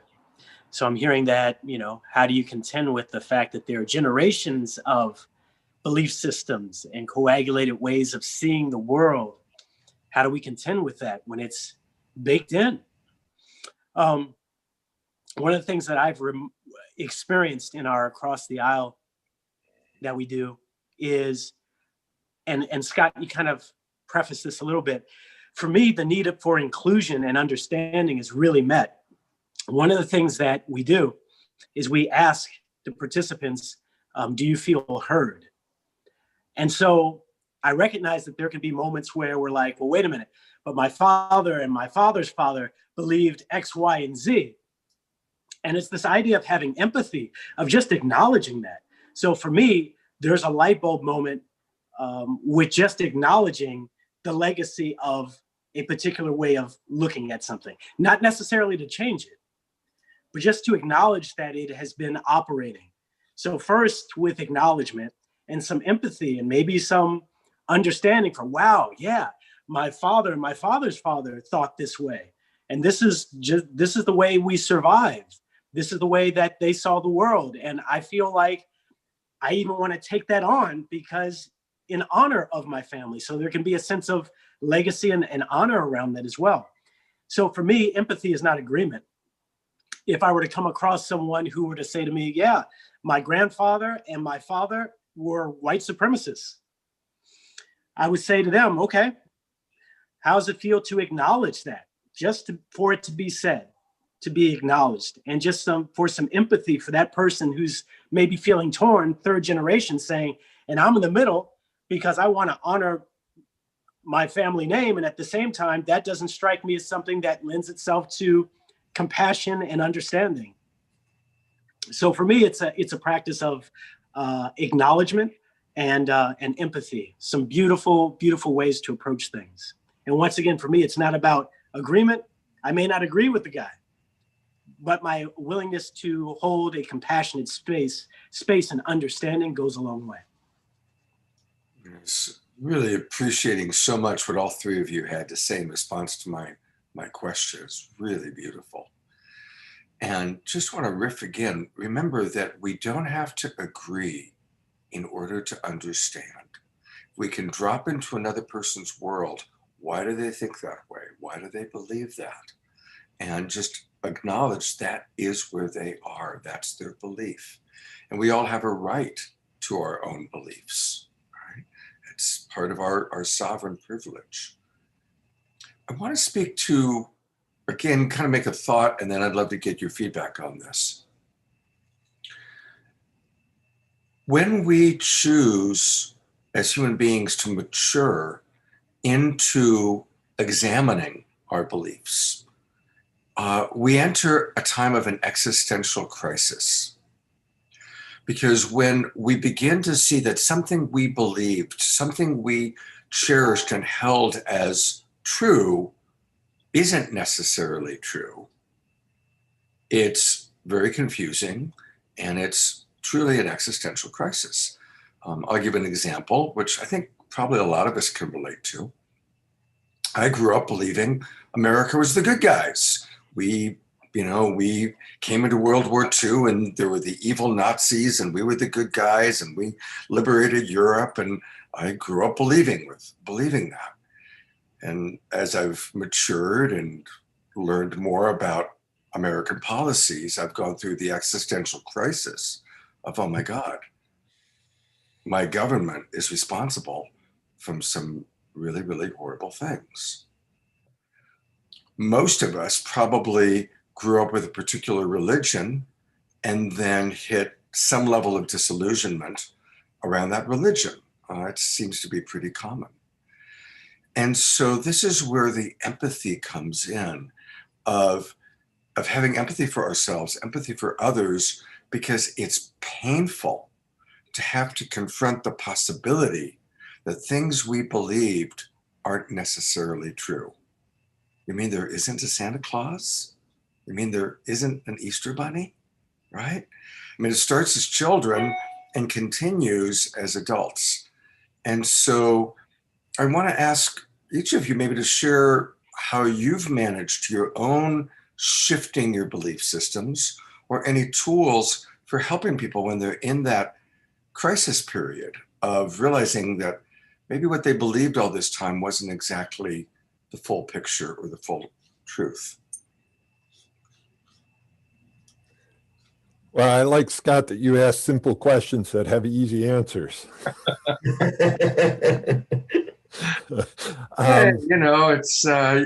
It's because I respect all of you guys. So, I'm bringing out the tougher problems. The first part of healing is being heard. And what I want to do is, and I'm looking at, I wish I had to draw this visual. I'm going to do the visual. So draw a triangle, and on one side is collapsed, on the other side is combative, and on the top is courageous. So what happens when we get triggered, we either collapse and shut down, or we get combative, and this is the trauma drama line, or we get courageous and compassionate. And so what I want to do is be with people when because my pattern growing up, I got beaten by my older brother until I collapsed. So I want to be with people when they get triggered, because what you're talking about, when we get our beliefs challenged at a core level, we get triggered. So either we can go to collapse, or we can go to hell, you suck. We can go to combative, or we can be courageous and be with that discomfort. And it's like, and how do we be with someone when they're going through their discomfort and not like go, you're wrong, you're like, see how stupid your beliefs were, but like, wow, that must really be uncomfortable for you or hard to look at. Like Corey was talking about your family lineage. Maybe your family was white supremacists or whatever it was. It's like, that's hard on our core to even look at that. So how can I be compassionate with myself, and how can I be compassionate with others and create a safe space for them to lean into? Like in our call, there's never a place where we're trying to convince somebody that their beliefs are wrong. And they can come to it under their own discovery. And if they're trying to protect themselves, they're going to hold tighter to their beliefs. The more that we try to prove that they're wrong, the tighter they're going to hold. And if we create an opening, they can lean in, and it's a safe space for them to explore that really scary territory. So I'm going to bounce to John to see what his wisdom is. Well, as we're talking about this, I was thinking of practices with uncertainty, and I think of people like Pema Chodron, and of course it goes back further. There's a kind of wisdom, a perennial wisdom of being with the unknown, the insecure, the uncertain. But I've been focused on that more recently, particularly, and it's quite a practice to be willing to hang out in that space of like, not it's and actually a lot of us are there now with like so much misinformation or different strands of information floating around, and that's questioning some of our most basic beliefs are kind of across the aisle, really. And then to be practicing the anxiety, the fear, of the natural fear of that unknown. And just there's something, I think it's quite comforting and reassuring almost, that it's natural to feel really scared and frightened when we are uncertain, and we crave certainty, and yet life is not certain, as we all know. Anything could happen at any moment, and a lot of times we go along as if that's not true, but then we get reminded of it periodically and we freak out. And so I think just the more of the practice as the world, I think, intensifies, not only with the politics, but the environmental issues we're facing, all the huge crises and challenges, right? There's just a lot of sitting with uncertainty, and it's a practice to do that and to be able to hold our beliefs a little more lightly. But that doesn't mean that things aren't true to me. It just means, can I hold it with less certainty and be more like, can I, be aware of my confirmation biases and be more looking at, how do I just, stay less rigid in the beliefs and more, as we talked about earlier, connected to our bodies, our feelings, our emotions, our needs and wants. And that can be so anchoring and grounding, to shift from I've got to have certainty up here in my mind to the body and the sort of larger kind of sense of beingness, and to sort of just find some security in that instead of in our beliefs. So those are some things I've been practicing more myself lately. Oh, thank you, John. Really moving from our head to our heart.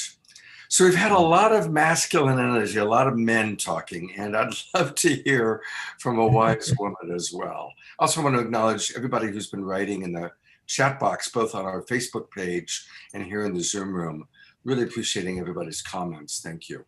Wendy, what would you like to share? Well, first, I'm so grateful. Thank you, Paul and John and Corey. Corey and I know each other from Agape. And I think this topic is so vital. I myself went through over 180 hours of training to be a trauma-informed nonviolent parenting educator, and Marshall Rosenberg and his material was an integral part of it. And I'm currently taking a course with Thomas Hubel. And one of the most challenging experiences that I have had is the past 5.5, 6 years I've been engaged in, I call it sacred activism, because I bring all the nonviolent, or I attempt to bring the nonviolent principles and practices plus my spiritual training into this arena that I got into because of its nonviolent nature.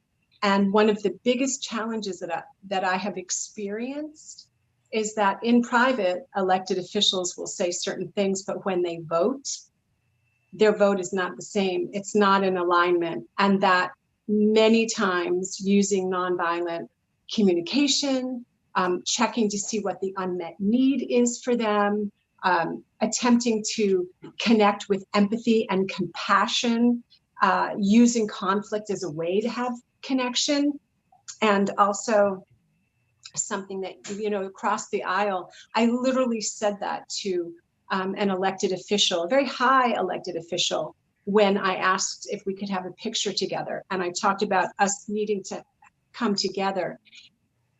But what's been so heart-wrenching and heartbreaking is I don't see that openness or receptivity to engage in in this kind of a way.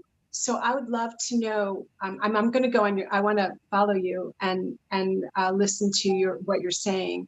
But I would love to know, how do you deal with that? Because I have felt many times just brought to my knees, which as a prayer practitioner, that's not a bad place. But as a mom and as somebody who is so devoted to the well-being of children and parents and sovereignty, it's just been incredibly heartbreaking. Whew. Let's all just take a moment to feel that, right? And thank you for bringing into the discussion parenting and sharing with children and helping, to guide our children. So thank you for that. And it is heartbreaking. It is heartbreaking. But as Rumi taught us, a heartbreak is not a bad thing. A heartbreak is breaking us open so that we can love even more deeply, so that we can be even more present to what is. I always love to remind people that Prince Siddhartha became enlightened and became the Buddha of compassion when he accepted there is suffering. There is suffering in our world. And we live in this culture that's very, if you're not happy, there's something wrong with you, right? That coins phrases like negative emotions and bad feelings. There are no negative emotions or bad feelings. There's uncomfortable feelings. And so again, that's where John and Paul have been leading us into empathy, the power of empathy and being present to our discomfort. Beautiful. I wanted to just welcome all of you onto the screen really quickly and say thank you, a deep bow for your beautiful work. I thank you so deeply, Scott, for introducing. I've known Paul now for about a decade plus, but it's beautiful to be reunited into this space. I love what you're doing. And I wanted to say that from over here, the experience that I'm having is that what you're doing is a perfect example of what we've been talking about over at Earthwalk as a we three process. So we talked about the Me Three movement going from Me Too to Me Three, but this is where you're encircling a collective trauma with love for all 3 points on the trauma triangle. And as you were talking about, Paul, moving from whether it was collapse or combative to courageous, and to be in that space where we're willing and able to hold loving space for all 3 points on the trauma triangle in the realm here of governance and sovereignty, of politics, and holding a space where all the voices can be heard, where they can all be loved and brought in, and where there are tension points where that can be massaged. And I just want to say, I love that. And I just want to throw it out into the ethers that, as we go into our first moon cycle through the 12 realms, that, and the first cycle will be in the realm of governance and sovereignty, that maybe we bring you back on and go a bit deeper into all this, because I'm loving what you're doing. The way that you are bringing this perspective into politics, I think is medicine, and I want more. Thank you. I think we'd love that. My closing thought is, and Scott touched on this, there's 3 places we communicate from: our head, our heart, or our hurt. And it's easy to get in a battle of the head, like John had brought up, of the facts. But when we get into our heart, that's where we find connection. So we're either listening from our head, our heart, or our hurt, and we're speaking from those places. So that's why I love this conversation. And I'd gladly come back. I think John and Corey probably would, and maybe we can even get Katrina with us. Thank you for the work you do. And thank you, Scott, for being steward of love and connection on the planet. Thank you, Scott. All right, my pleasure. Thank you, guys. Tzadic, where are we going next? Yeah, so we're going to transition over to a beautiful ritual and ceremony led by Deirdre Haid. But before we go there, I want to kind of give a bit of a context, taking what was just shared by Paul, by John, and I'm blanking a bit. Corey. I don't see Corey's name, so I was looking.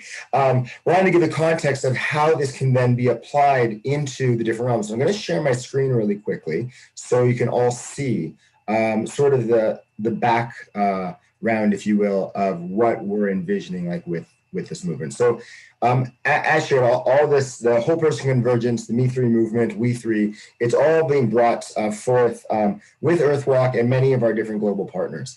And as mentioned, the place that we were beginning and the reason we chose to begin in this place is because, as mentioned last Sunday when we were on the show with Scott, that if we can go into that place of deepest hurt, of the most intimate realm of sexuality, relationship, and intimacy, and we can go there and we can encircle that trauma with love for all parties involved, for the 3 points of the trauma triangle, we believe that we can take that same energy and we can bring it anywhere.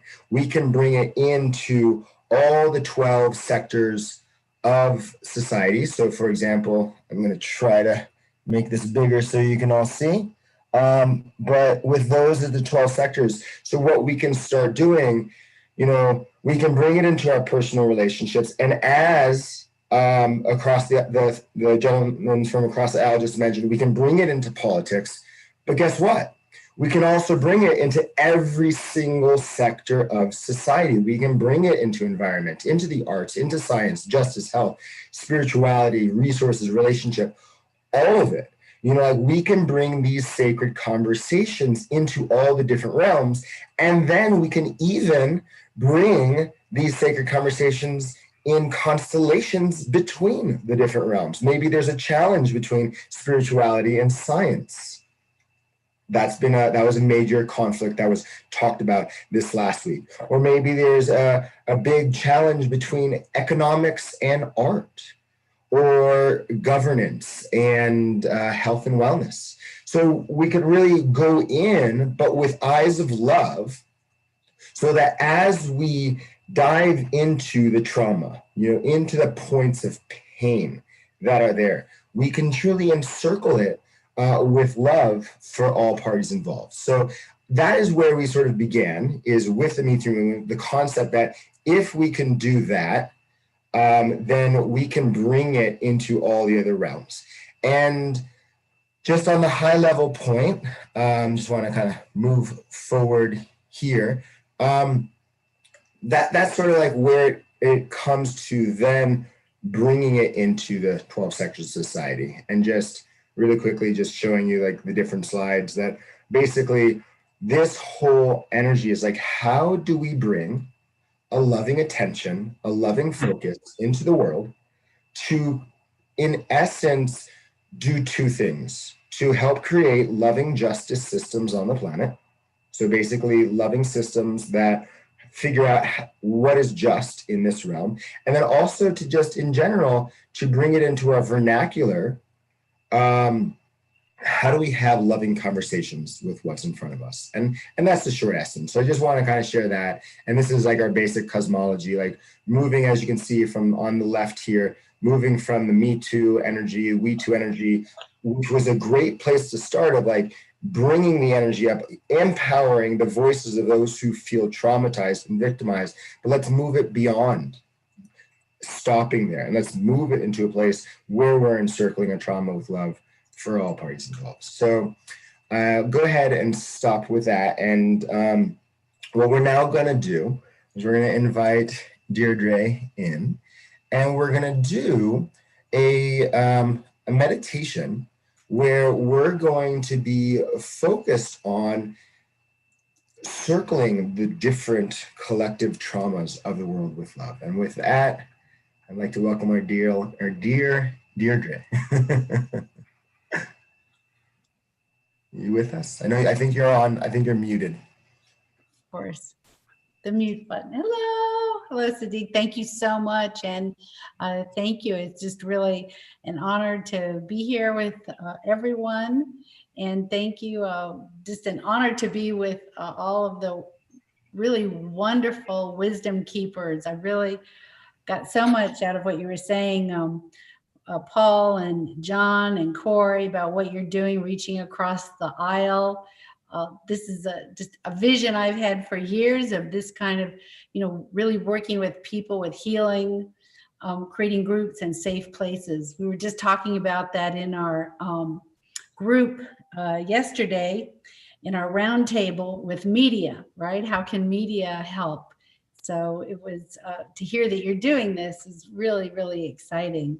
And of course, I loved our session with Lynn McTaggart. I've known Lynn for years. She's a wonderful friend, and her work is so powerful. So today, Tzadic asked me to create a ceremony or a radiance journey around all of this work that we have been doing over these days to bring our intention, our prayer into focus for healing. So I want to just say a few words about prayer. With Lynn's The Intention Experiment, that is prayer. The word is intention, which is great because it's secular. We don't have to bump up into, well, I don't pray. Anyone, we can break through anyone. That's the genius of it. But in Hebrew, the word kavanah means intention, to yoke to tether with incredible focus. So intention and prayer is focused intention. And what we're going to do today is a system that was given to me about 20 years ago from the divine realms, the archangels, ascended masters, and they showed me these different modalities of our internal light structure. These are the inner mansions Saint Teresa talked about, of the inner light, which is our soul.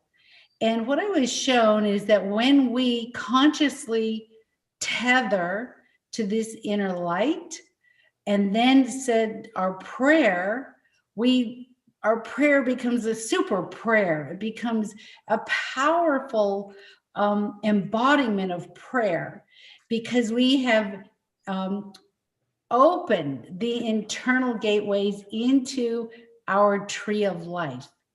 Now, the tree of life goes all the way back to Samaria. It's not very well known in the West, but the tree of life is the complete chakra system, and it is the system of the universe within. All of the universes, since the beginning of time, the multidimensional realities are all inside of us, and this is what the tree of life is. So this is what we'll be doing for the next 15 minutes or so. We will be traveling into our tree of life, accessing our light, and then merging our light with the global consciousness of these 12 modalities and blessing each one with our intention to heal. So that these modalities, let's say we've got science and technology, government and sovereignty, that these two can heal each other, that we can bring this mandala of the different systems of who we are into the oneness, into the wholeness of all that is. So thank you for inviting me here to take us through this journey, and we will begin. So make yourself comfortable and just close your eyes. And I'm going to ask you just to take a deep breath and a nice sigh. And we've been sitting here for a while, so I want you to move your shoulders around in your head. And if you're at home, stand up, dance around, just kind of shake everything out, get some movement going. The body loves to move, right? The body loves to move. Move your hips. Take another deep breath. Let it out. That's it. There you go. Let that energy start to move. Our energy kind of gets stuck when we're sitting. Very good. And now rub your head. Just rub the top of your head. Just a little head massage. We're going to get all the nadis activated. You wonder, okay, why am I doing this with my fingers? Because your fingers are light beams. We have incredible energy coming from our hands and fingers. So you can use your hands and fingers. Those of you who do tapping know all about that. Really on your body to help your body, open your body up to the energy we're about to move through ourselves. Okay, very good. So let's close our eyes now. And be very comfortable. You don't have to sit straight. You can lay down if you want to. However the body feels good. We want the body to be comfortable. And as we look inside, we're just going to begin by watching our breath. And as we watch our breath, becoming aware of this point where our forehead and the top of our head meet. And if you want to just open your eyes and look at my hands, you can. I'm going to go right here. Here we are. And then I want you to imagine right here in this point that there's a mini me, a little you, just sitting up there, observing your world, observing life. This is your silent watcher, the higher self of your silent watcher. And I want you to imagine that, close your eyes again, and you're just looking at your room from this location, from the eye of your higher self, your silent watcher. And as you look from this location, we're now moving into the interdimension and working with the energetic fields of your consciousness, of our light body. And from the silent watcher, I want you now just to imagine that you're going to circle this eye around the room and take in the room from the eye of the silent watcher. What does this room look like? And then circle back the other way. Really noticing, focusing on your room. You might even see outside of your room. For the all-seeing, the silent watcher is our remote viewing eye. Very good. And now we come back to the silent watcher, and I want you to look down on your body. And as you look on your body, I want you to find any area that feels that there's tension or pain. Any area of tension or pain. This is going to be very important for our journey today. I'll explain in a little bit. So once you find this area of tension, I want you just to observe this. Now, the silent watcher is the neutral observing mind. No judgment, no belief, not even a feeling. This is a kind of love. This is a creative love that is pure thought, just observing. And as you observe this tension, what happens to it? You're just watching it, just allowing it, and see what happens to this tension in your body. Is it letting go? Is it starting to relax? What are you feeling inside of your body? Very good. Now I want you to bring your mind back to our silent watcher. There it is, right above, right at our forehead. As we watch the breath, we look within, and there in your belly, in our belly, just below our navel, is a golden light, a shining sun. And with every breath, the living breath drops in. And this beautiful golden light gently expands and then gently relaxes and then gently expands. So that with every breath, this golden light becomes larger and larger. This is the golden light of the Shekinah, of the Shakti, the light which comes from Mother Earth, the healing light. And with every breath, allow this golden light to expand, to fill your organs with golden light, healing your organs, filling your lungs with golden light, your heart, softening the heart in golden light, your shoulders, your arms, your legs, down to your feet, up into your brain until your whole body is completely gold. And this golden light then expands outwards, shining from you until you are a radiant sun.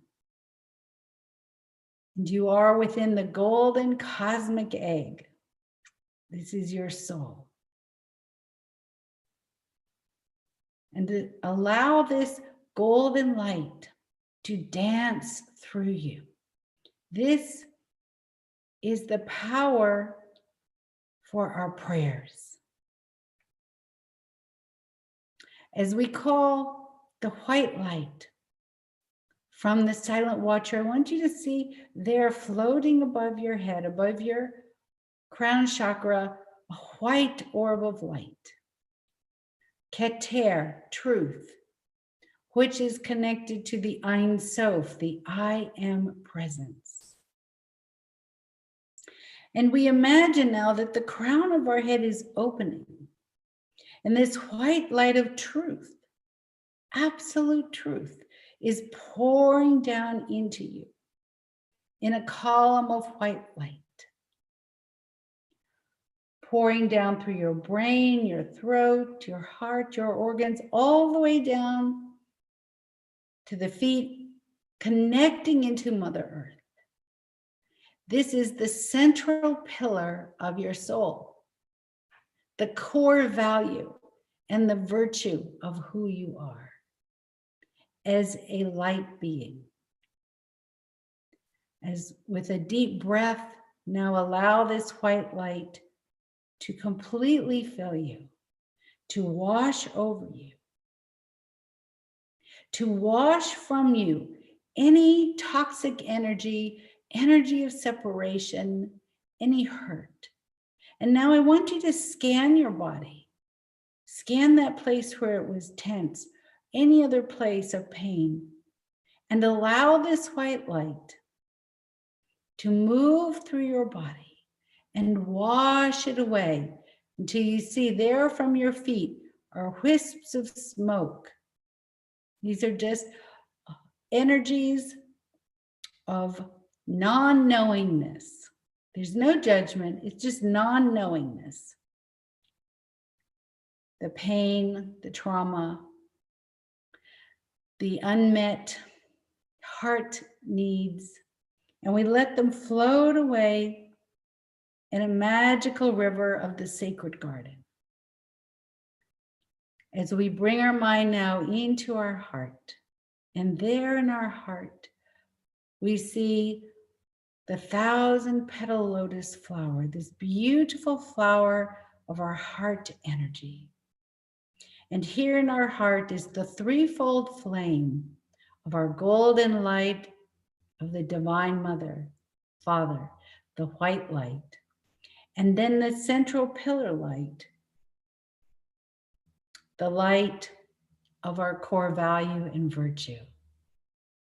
As we call together now and connect across time and space in our intention, holding hands, connecting in with Lynn and her intention experiment, connecting in with our whole person of convergence. We take our light, our prayer, and we now begin to shine it into the 12 realms of healing to heal the trauma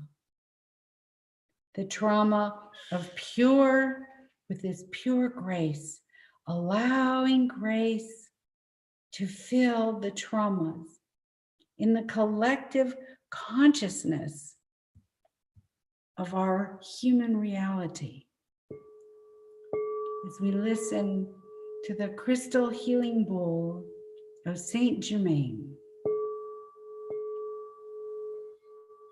connecting into the higher frequencies of light. We send our light to relations and peace building to heal all trauma, to justice and protection, to heal the hearts of the police, to heal the hearts of the victims, to bring justice, equality.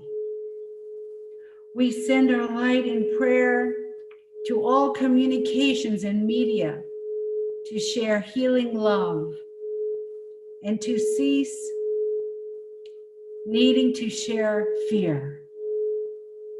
We send our light to economics and business, that all are prosperous, all hold in abundance. We send our healing to health and wellness, that all sentient beings are healthy and well and receive proper medical care. Science and technology, that science is tethered to the spirit for goodness of all mankind. Governance and sovereignty, that governance is truly for the people and by the people, and that we live as a sovereign nation of individuals collectively hold together, helping one another. We send our prayers into spirituality and religion to heal all those persecuted by religion which has gone astray. And we pray for religion to return to the core value of its light. We send our light to the arts and culture, to all art, that all people find the artist within and begin to create the culture of humanity as one. We send our light into learning and education, to uplift education, to educate the soul, to teach how to come together and love one another.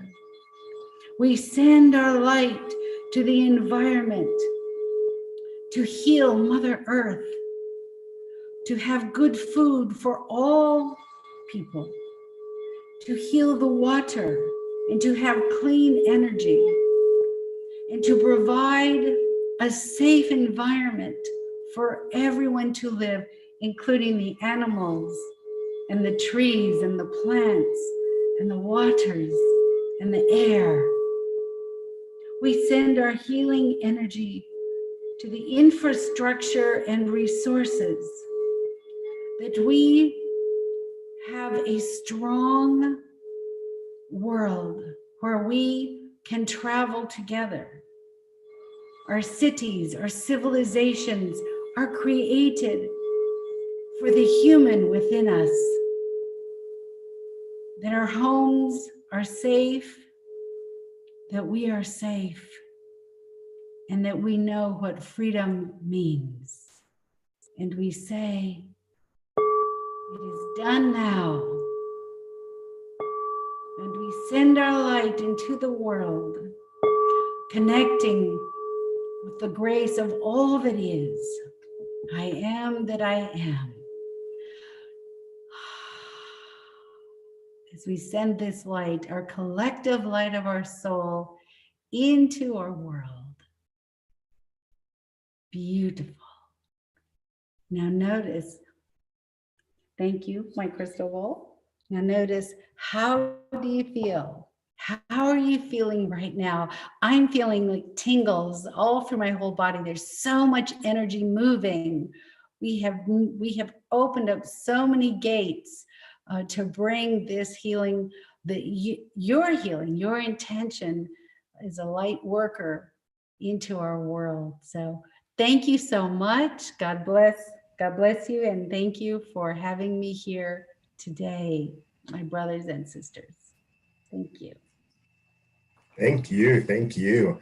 Yes, yes, yes. I wrote that in the message as you were sharing and you were going through all the different realms, inviting the healing very specifically and intentionally into the realms of the human body and into the social body, into the realms of the human body. And I love it. I appreciate you. Thank you. And, may we, you and I, we've talked about this a bit, like, may we continue to create the great vessels of healing such as that, to start bringing and encircling these spaces that so desperately need our love and attention. And thank you. Thank you. Beautiful. And your beautiful, beautiful work. What you've created here is so powerful. As I was saying to you, you've tapped into the divine consciousness of the ascended masters who are working with us, all of us, to bring heaven on earth. That was the original plan. And we just, you know how it is. You take a journey. Sometimes you go on you take a detour because you're curious. It says in the ancient texts that God made man simple, and then man discovered intrigue. So we're curious, and we want to know, we want to experience it all. And then, like children, sometimes we go, whoops, I got myself in trouble. That's where we are. Whoops. So now we have to backtrack. Where's mama? Hey, mom. Isn't it that simple though? Like, if we could actually hold it in that way of just being like, whoops, like we act like whoops, like as a whole humanity, like whoops, like we right, right, yeah, like because I'm just to kind of end with this, but like part of what brought me, so I was very involved in the global peace activism movement, starting like as young as like 19 years old, and got deeply involved.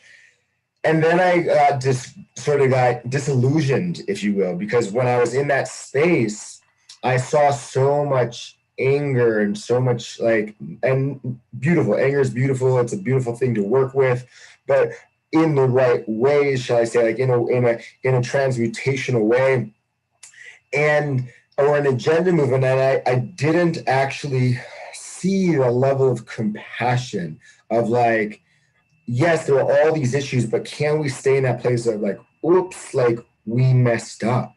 Like, how do we look? I love the image for myself of imagining we're all kids playing in a playground.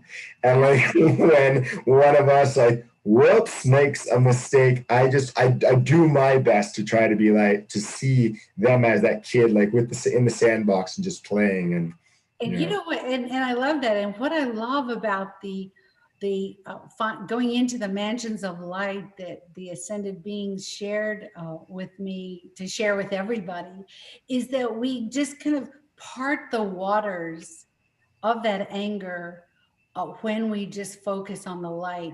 I've been studying for like 40 years the ancient texts of the Kabbalah, the Vedas, early Christian work, even the work in the Taoist. And the one thing I find is the same, there's a message underlying in all these ancient mystical texts, and that is focus on the light.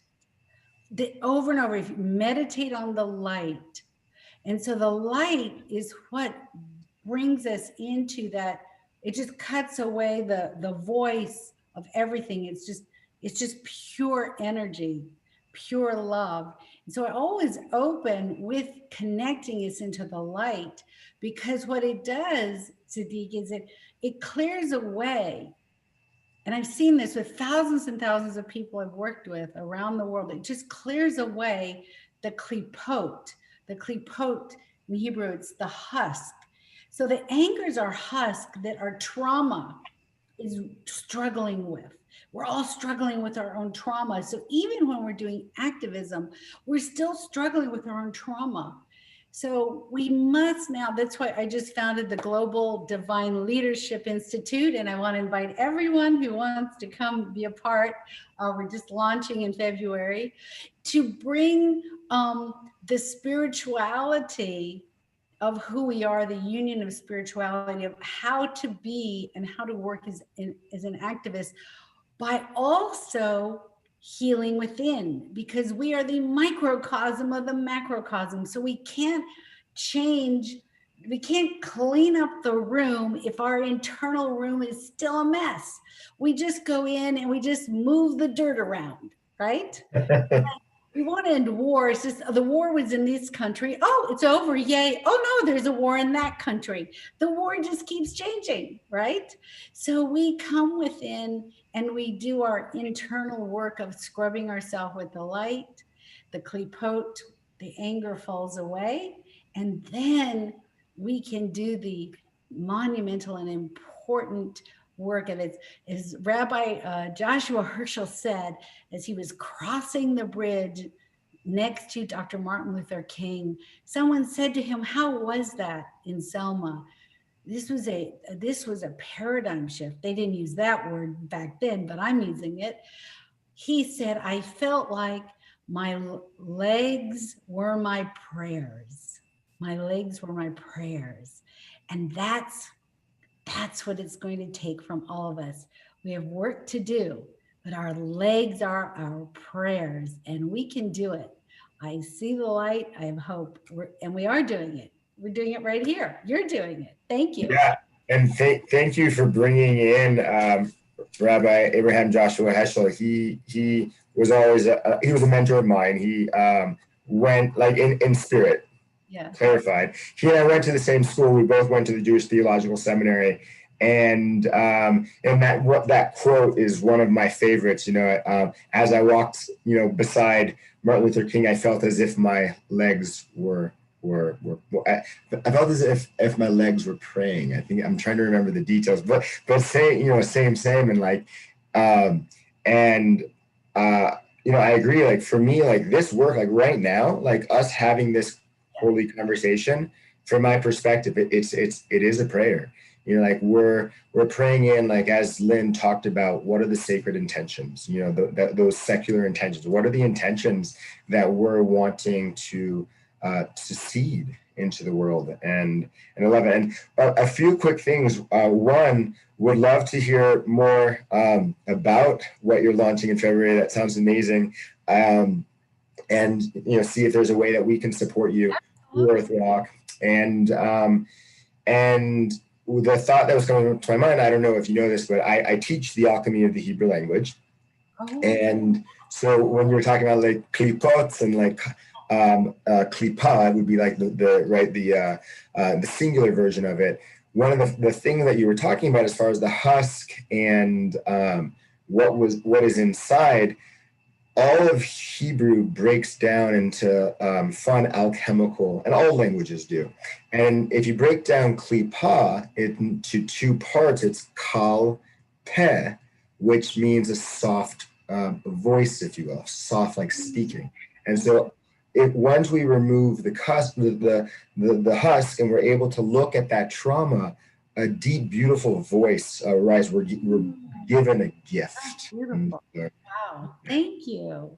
Yeah. So beautiful. And I want to know more about your work with the language. I love, the wonderful thing about the ancient languages, the ancient Hebrew and Sanskrit, which are very similar, by the way, they're sister language, they're root languages, meaning the other languages came out of these Aramaic languages, is that we get close to the source of light, of the let there be light, right? And that's why the Sanskrit prayers and mantras and these prayers, these words, they have a deep resonance in our soul. They strike us in our soul. It's like our bones know these vibrations. So that's why I use them. I kind of sneak them in because our bones know these vibrations, and they're the root, really, of all language. So I can't wait to learn more about that.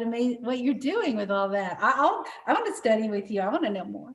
I look forward to that. Yeah. And the last thing I want to say before we transition, we're going to bring on Noah Crow. He is a poet and like synthesizing storyteller. So the one last thing that I wanted to speak to in response to what you had shared, Deirdre, is about like the light and our relationship to the light. And when Earthwalk first started, our tagline was ignite your passions, transform the earth. And, we related that as far as like, we have earth and then walk. Like walk is about your personal journey and earth is our collective like interdependence, right? And that we felt that the two were inextricably linked and that our mission statement as an organization is we invite people, our mission is to unite humanity within a diverse global culture of peace first, by igniting people's passions as a cornerstone to a pathway to peace. So we believe that if we help you get in touch with your light, like your purpose, your mission, then the sovereignty that will get established as a result of your getting in touch with your soul signature, like the light that uniquely shines through you, that the journey forward will be that much easier. And so I just wanted to like kind of throw that in and such that like this sacred relationship to the light, to the fire. And then also to know that light, fire, also needs to be tended to and cared for because it can go out if not, or it can burn people if it's not tended to in a great sacred way. And I think part of why some people push away sometimes from people who aren't tending to their light well, and kind of bringing it all over the place and not in a way that's like really honoring the fierceness of our light. Well, this is beautiful, and what you just said, the fierceness of our light. That's a powerful, powerful statement. Going back to that second initiation, because these were initiations we did, of the pillar of light through the center of our body. This is also called the sword of light or the staff of light. And within it, I want to encourage all of you, you can call upon this and go within and ask this sword of light what your core purpose is, the core purpose of your soul. That's an exercise I would do in a retreat. But just ask yourself, what is my core purpose? Because it's in there. And that's why your purpose is aligned to power. Like that's your power. And we feel disempowered because we're not on purpose and we know it. And we go, I can't find it. I can't feel it. I don't get it. Somebody else has it. How come they have it? I don't have it.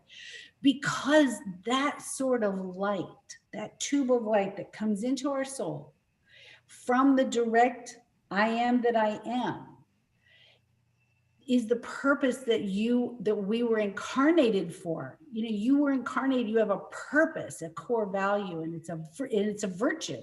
It's one of the virtues of the universe. The universe is built on virtue. That's architecture, order, harmony. It's a virtue. So this virtue is within you waiting to be discovered if you haven't discovered it. And I'd like to say, the only difference between me sitting here or Tzadic or any of these amazing speakers and anyone else sitting out in your room is we maybe discovered our core virtue and maybe you haven't found it yet. That's all it is. And the only reason we're here is to ignite you to find your core virtue And then you have your fierce power. Now, the interesting thing about having fierce power, having that light, is now you have a responsibility. You have responsibility because once you have power, you can hurt people even more. But you can also create even more because that power is the creative power of the divine creative force, the divine, the Shiva Shakti, you know, the Avraham Sarah. It is the force, right? It is the force. And when you have the force, you have your power, and it's a love. And we have to grow up. Getting back to what I said when we first started, that we have to grow up now. We have to be mature humans and take our swords of light to create goodness, health, happiness throughout the world.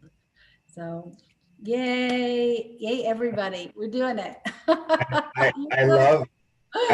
I love everything that you're saying. I love, and I want to just sort of end with like that piece that you're speaking to with like how do we manage, how do we hold our sacred fire, our power? How do we do that? Because a lot of people, I believe, sort of victimize or villainize power and suggest, like we've all heard this, power corrupts and all. I don't believe power corrupts.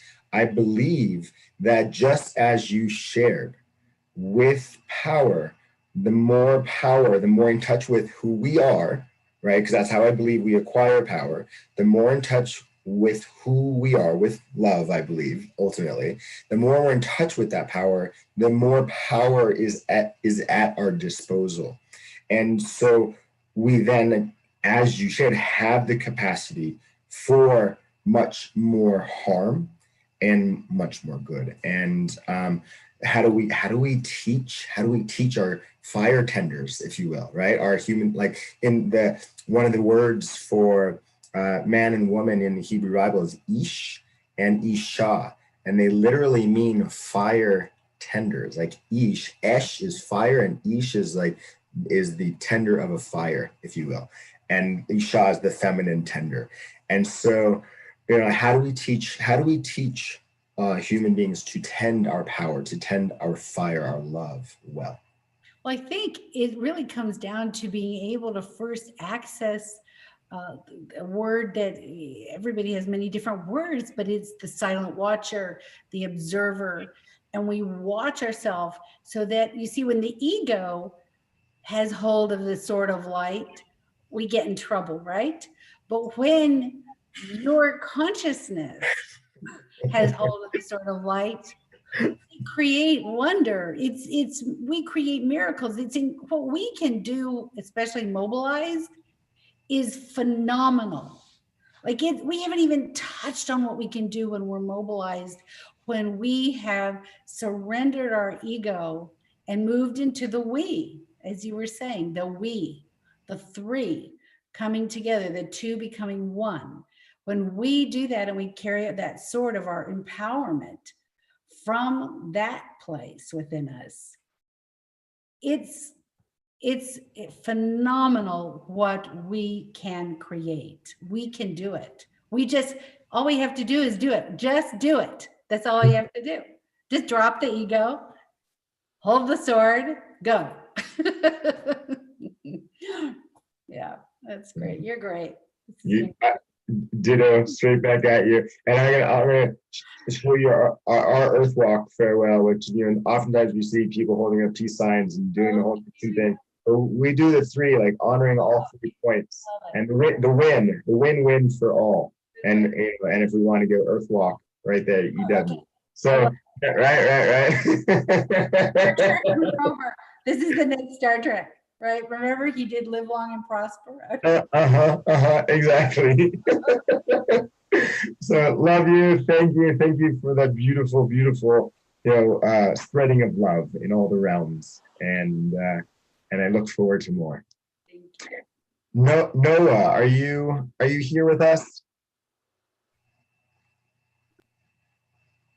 I see him in the room. Are you able to join us? Okay.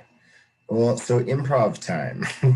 Russell and Gary, I know that we're going to be transitioning with some of the beauty that you have to share with the realm of music and art. Are you ready for that, or? I love you. We are so in jazz right now. Yeah. Popping and weaving and flowing and grooving. Preferably, I'm doing a big pregnant pause, stall, hard embrace to brother Noah if he can come on. And if not, I'm feeling that for me it would be better to. It's more of a journey. It's a journey, not more. It's a journey. So I don't want to break that up. I think Gary though. Maybe we'll bookend it, and Gary maybe offer one of your beautiful pieces, and then I can flow in, and we'll just keep flowing. What do you think, Gary? You're on mute, brother. You're on mute. Hey, everybody! What a lovely little circle. Hi, Deborah. Nice to see you. Deidre. Oh my God, haven't seen you in a few years. Anyway, I will try to be as invisible as possible. But Gary, get out of the way. The question is. I have a piece on the piano, but my miking system is not working that well. So the question is, if I can do a piano piece and a song, each about 3 minutes long, or should I just do the song and let it go? No. What I think, let's have you do the piano piece. I would love to hear that. And I just want to just take a moment and properly, I love the word proper from my British friends, a proper introduction to Gary. Before, I'm pretty well versed with technology and streaming these days, so we'll make sure that everyone is on mute to be able to maximize your connectivity. And you probably know, Gary, just if you see up in the upper left, turn on original sound. If you can do that for you, it'll be a cleaner stream. And then we'll make sure everyone is on mute, including myself once I introduce you, and Tzadic as well, because that'll keep it clean. So yeah, I would love for you to do your piano. We want to feel your heart, even if it's not quote unquote perfect in the technology. Your music is perfection. So I just want to introduce Gary in that way. And it's funny, like in the cosmic giggle of it, remembering we have to have a sense of humor, or we go insane, pretty much. So I just messaged to Gary. I'm like, yeah, brother, it's like, here's the flow. Noah's going to come on, then I'll go to you. You got about an hour, man. We're flowing. And then, boom, you're up.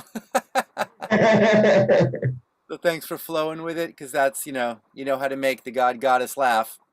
Tell her your plans, right? So there were our plans, and everybody giggled from above and from within. And here we are. And so I got the awesome opportunity to meet Gary as part of our sector, our realm of art and culture. And one of the most beautiful ways to meet someone is without any history at all. We came into the realm, fresh, with fresh eyes, fresh heart. And what unfolded was pure magic with the other stewards of that realm. And we had one of the most life-nourishing, affirming conversations that really represented the heart of art and culture. And what I got to find is, like, Gary's one of my newest favorite people, and absolutely like a kindred spirit.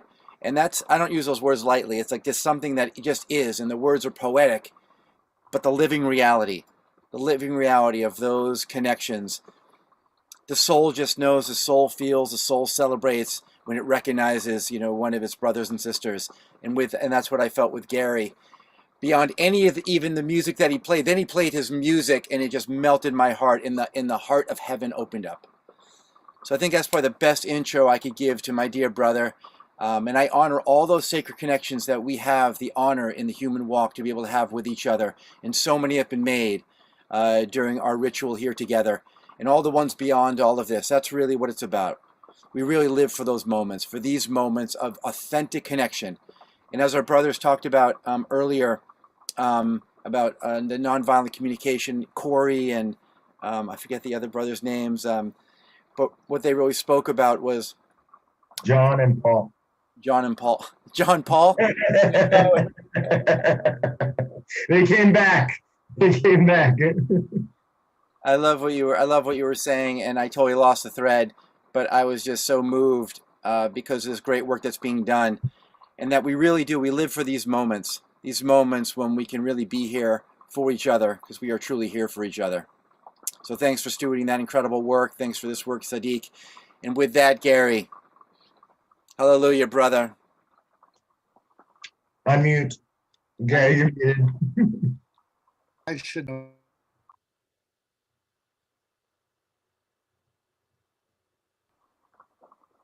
You're still muted, my friend. Oh my God. I thought I did. So you are the Hafiz of holding space, the poetic ecstasy and intimacy that introduction had exceeded anything I've ever experienced. Okay, so thank you. This would be my prayer, but I'd be able to drop in with this short piece of music, even on my out of tune piano, because it's a spinet that hasn't been tuned, and then the piece that's more inspirational, which is about 4 minutes. Maybe I could do after your sound thing. Is that good? Applicator, we have time, man. Flow with it. If you want to do, just take your time, man, and just share with her. There's no rush. We want to really. First of all, can you hear this? Very well. Yeah. All right, good. Okay. So this piece came out of the scoring process of Thrive, which was a birth process for me that has become a chrysalis experience. And during this process, I had to write music to support an understanding of the unified field. I had to absorb my understanding of the field within my heart, soul, and body and mind. And at the point when we had to really acknowledge the things that had been lost, the energy inventors that had been oppressed, the integrative health doctors that had been assassinated and pushed in exile, I found that my calling, which was started 20 years ago, which was to honor the power of death and grief and loss, is the doorway to our humanity and to everything that we are. And I realized it's very selfish of me. My objective is to be in joy and ecstasy and connection. What I found is our unexpressed griefs are one of the prime areas that muck up the works of us getting to be as full human beings as we possibly can be. So this piece is meant to induct you into an experience of grieving the things that we have lost. But the beautiful thing about Arkan Lushwala, my wonderful indigenous teacher, says is grief is meant to be dropped in, fully felt, and moved on so you can experience the beauty of life. And if you don't get through that tunnel, you're going to be challenged to live a spiritually immature life for the rest of your days. Here we go. This is just a piece to just drop in. It's called Elegy for the Things We Lost. Forgive the sound quality and just let the transmission do its work.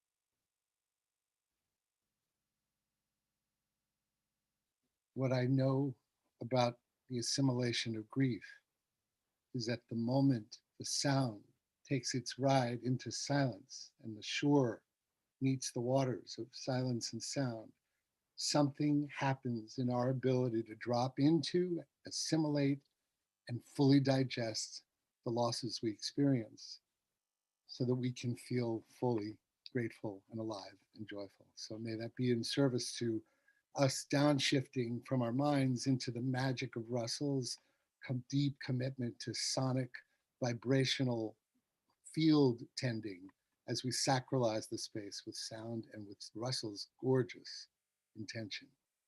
Aho.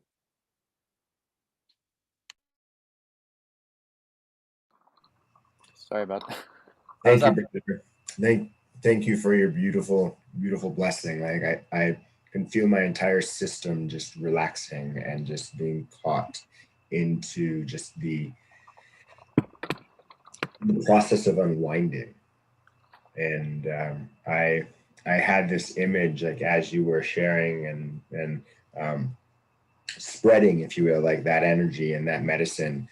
I had this image, Deirdre and I were talking about that we both have been having a vision of getting stadiums filled with humans and doing powerful mass healing events. And I saw you there playing in the center of a stadium, just like playing your music, strumming to the harps of humanity, helping us unwind the deep pains and wounds that are there. And I just deep heart bow.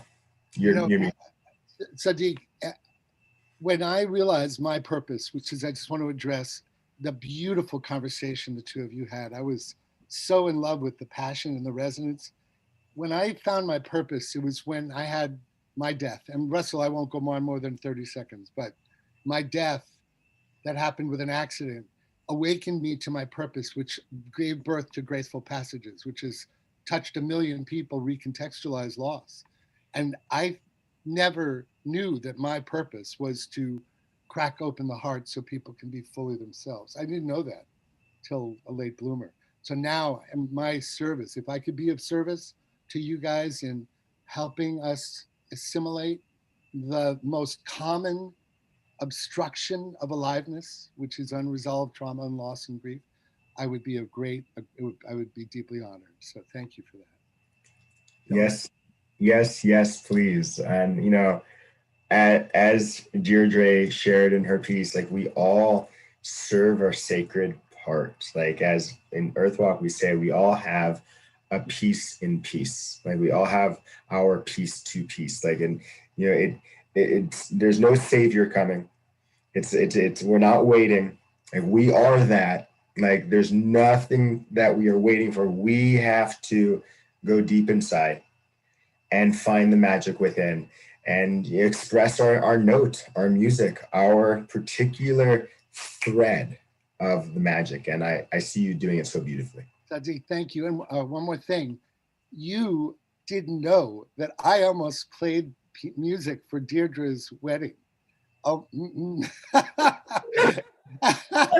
I haven't seen Deirdre since the wedding. Which was how long ago, Deirdre?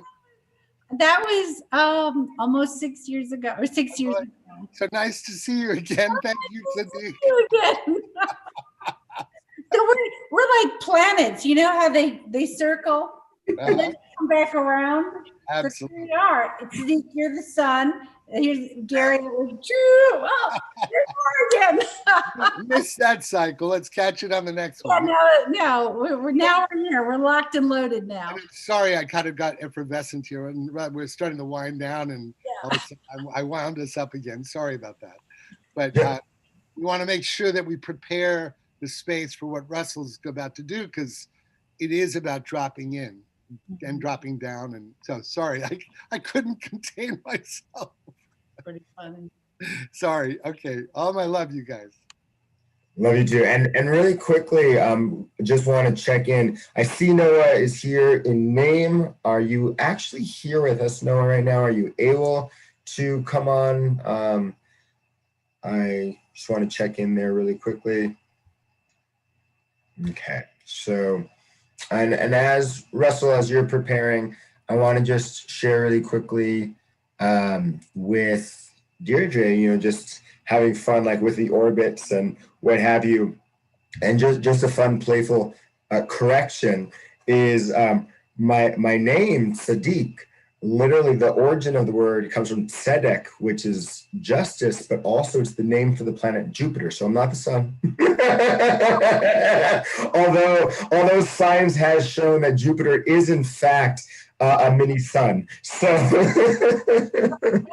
another conversation. I could go on and on about this. Totally. Are you ready, Russell? Yeah. Okay. Beautiful. Go ahead and spotlight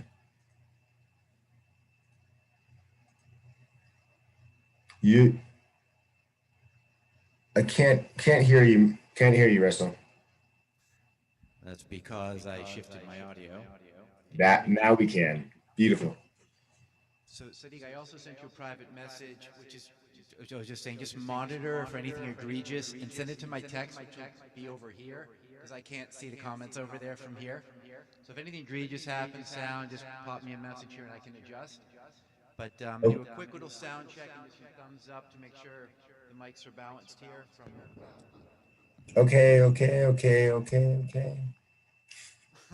Oh, sorry about that.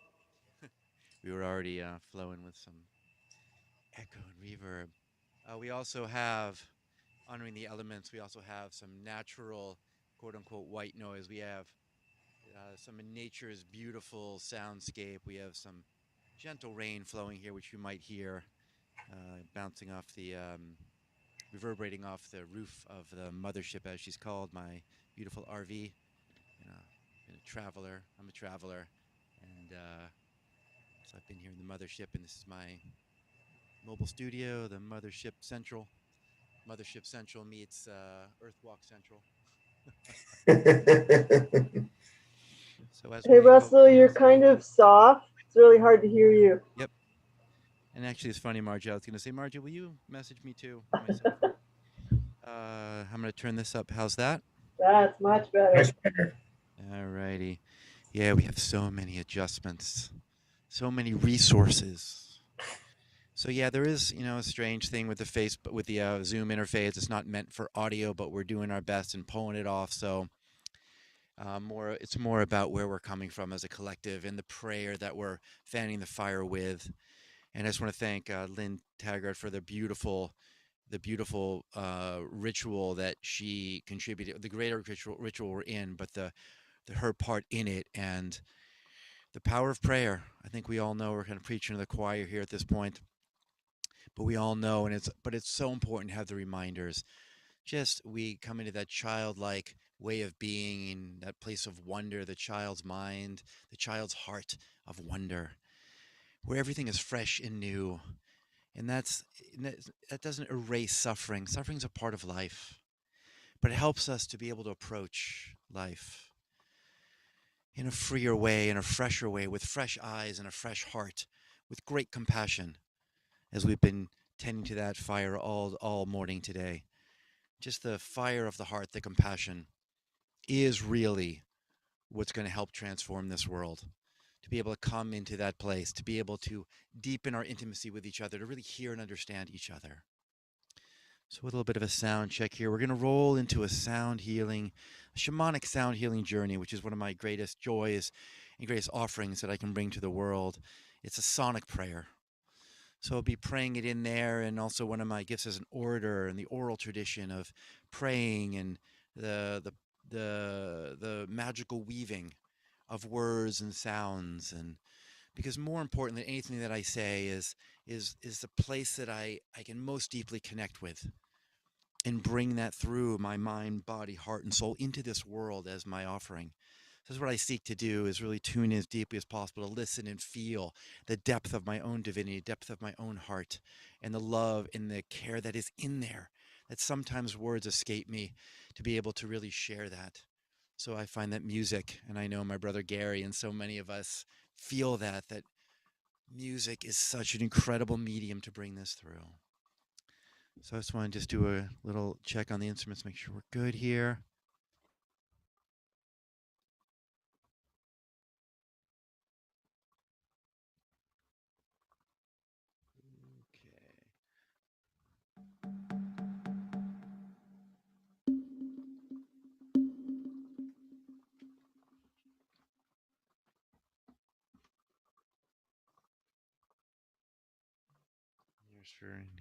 Here's for Deirdre.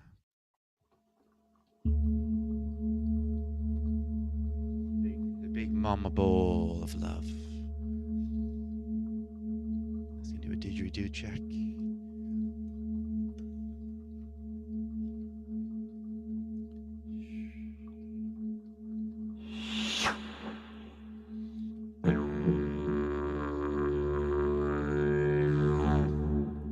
Fantastic.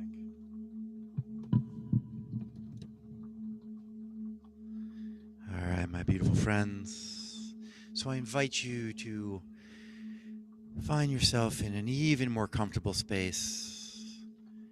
And if you can, doing any kind of a cell phone check, and you put your cell phone in airplane mode if you can, because we are about to take off. Laying down is absolutely welcome. Meditative posture is welcome. Whatever is most comfortable for you. I like to lean into, especially in a journey like this, is to give yourself space to really unplug so we can plug into ourselves, unplug from external, be able to drop inward. And deep relaxation is a healing art form in itself. In this world, the way we have developed, we've become so overwhelmed and overstimulated and stressed beyond measure in ways we just can't even imagine until we are confronted with those and realize we can get so cranked up. So giving ourselves permission to be able to let go, and maybe for this next, however long this is going to be, give ourselves permission to receive, because this is definitely a community of givers, caretakers of so many different communities and people and family members. And maybe we can give this time to ourselves. As we know, we need to be able to give to ourselves. One of the hardest things in this life is to receive. Seems easy on one level, but just notice how quickly, when we offer someone a compliment, how quickly they may deflect it or offer one back. So let's give this time to ourselves to fill up our cup. And perhaps first we need to empty our cup of some things that we've taken on, maybe from this morning or this past week or this past year especially, but maybe through decades of accumulation of heaviness and tension that just gets stuck in there, sticky within our own conscious, within our own meridians, our own energy system, our own field, within our own minds, on any level, conscious, subconscious, unconscious. So we call forth the prayers for this purification, cleansing on the deepest levels of mind, body, heart, and soul. And with that, if you are in a place where you can let your eyes close naturally, seeing yourself in a safe space, maybe encircling yourself in the light of a warm, nourishing, safe hug, the embrace of the arms of love of the Great Mother. As I'm very dear to the Peruvian shamanic tradition, you may hear me using Quechua words from the great Quechua tradition, the culture of this great sonic languaging in this incredible culture that embraces the medicine of the Andes. So let yourself and be embraced by the arms of Pachamama, Madre Tierra, Mother Earth, and the Divine Mother, Pachamama. We give thanks to the Holy Mother, the giver of life, the Mother of life. And again, archetypically, in our own personal way, how we feel those arms of love from within. And perhaps we haven't been held in love in many ways in our life. So we turn inward to the inner mother within us to restore the embracement of love and restore safety within our own hearts and bodies and minds and souls. And let ourselves be a beacon of that safety to the world. Slowing down. And let us remember that sometimes, a lot of time, coming into stillness and doing quote unquote nothing allows the greatest impact.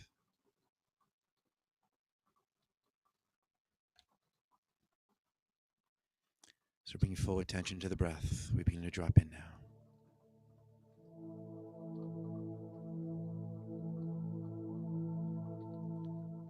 Coming around to an exhale, emptying our cup, emptying the vessel. Giving ourselves permission to soften 10 times deeper.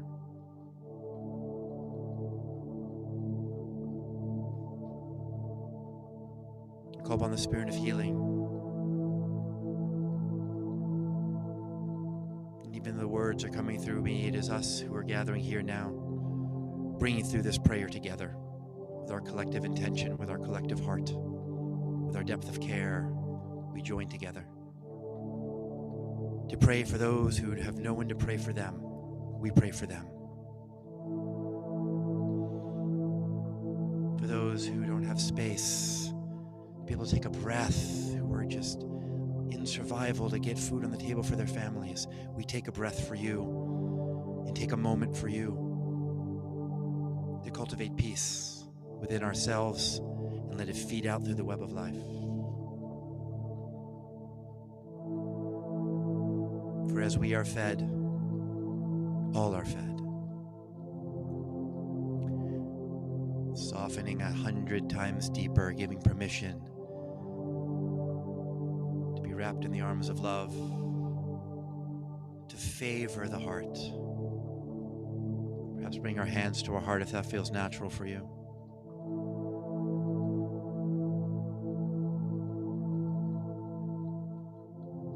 Hello, beautiful heart. Thank you for your incredible service to this body and to the world. Not just circulating blood around my body, but being a gateway, a portal in the inner realms, the deeper realms. Within my being, a portal into my soul, into Wilkakwichi, the sacred rainbow bridge connecting my humanity to my divinity. I take a deep breath to cleanse and purify the rainbow bridge, that connection, to be able to feel my spirit, my soul, in my body, to embody that which is most real and true, to allow my soul and my spirit to harmoniously inhabit my physiology, to create heaven on earth, the embodiment of my spirit, fully here, fully feeling, to best be with whatever tensions and confusions and sufferings and anxieties that I truly have the honor to embrace, as painful as it is, to be able to transform, to perform the alchemical magic, to transform all into medicine, to transform by being with, to transform the tensions and pains into peace.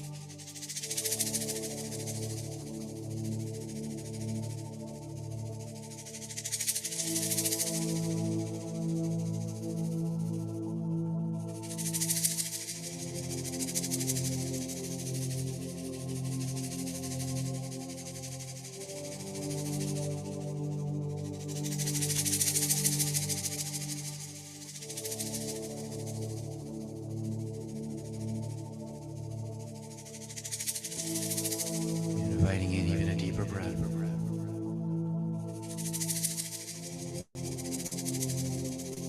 Allowing our psyche, the energy within to unravel, to soften, open, to entangle this multi-dimensional knot of our being, to bring attention and care to that which needs our attention and love. Coming back to the breath over and over again. Welcoming the breath breath as an ally, a medicine to help us soften and receive and be nourished. And as we connect inward, the breath softens as we soften 1,000 times deeper to receive and be nourished.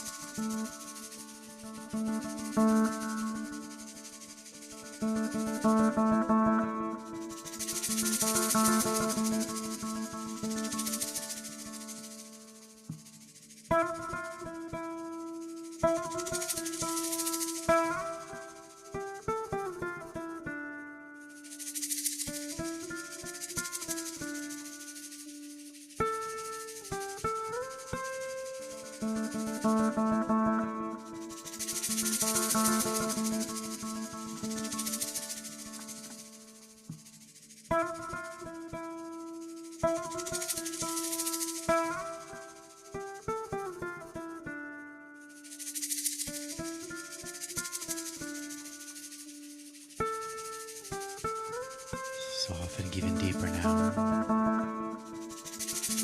Allowing the sounds to wash over our being and through our being. What is still needing more attention. Just bringing the light of our attention, the care of our attention, into those deep, subtle spaces that have been aching to be met and heard and felt and bead with. Allow ourselves to be bathed in the sounds. Let them wash us clean. Even a deeper, more luxurious breath. As we soften in to allow harmony with our inner nature, our natural, innate wisdom. This is the same wisdom as outer nature. Allowing harmony of our inner and outer nature. Intelligence that allows a flower to blossom, a tree to grow is the same that allows our hearts to beat, our eyes to see, a cut to heal, a bone to mend. We humbly bow to this inner intelligence, this all-pervading intelligence that is nourishing, breathing life into existence. Any thoughts that come up, we embrace them with love and acknowledge, like one of our millions of children. Thank you, beautiful mind, for sharing. I welcome you. Thank you, beautiful emotions. I welcome you. Even especially the painful ones, I welcome you. There's space within my heart for you.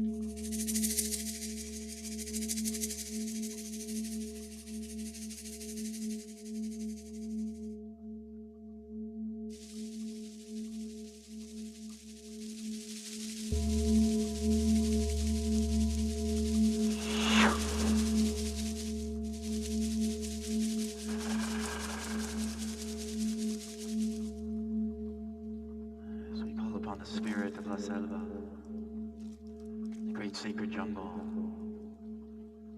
the medicine cabinet of the earth. We welcome the spirit of this medicine, the deep forest, the great solace, the great healing, the great vitality in the heart. Madre Tierra, Mama Pacha, the natural world. Thanks to the great medicines of this world, the indigenous cultures, to the Aborigines. Humble bow to the Aborigines, the guardians of the inner world, the dream world, keepers of the sacred wisdom, the dream world, helping us to travel well in the inner realms.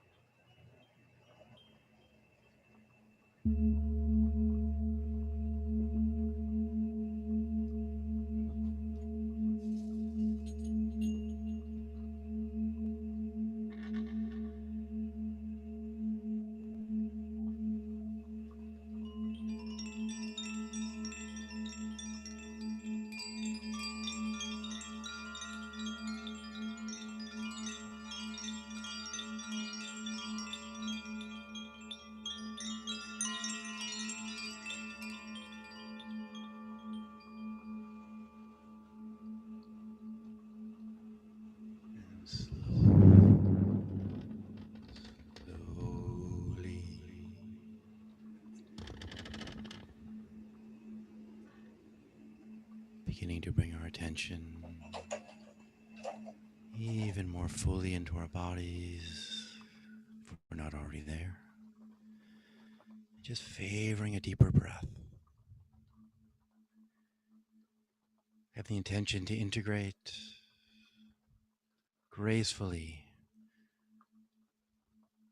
all that we've been receiving in this moment, today, this past week, this past year, past decades. Made effortlessly, easily, and beneficially integrated in the most nourishing way for the benefit of all sentient beings, all of life. May every breath, every touch, every thought, every feeling be correlated to our divinity, flow from the heart of the spirit of care, the source of our lives, where we're all connected, we breathe the same breath. And another nice deep breath. Just allowing a favoring of this moment, this breath, this body, transitioning whatever way feels most beneficial. Breathing into this moment, more here, cultivating, concentrating our energy, anchoring it now with a nice deep inhale.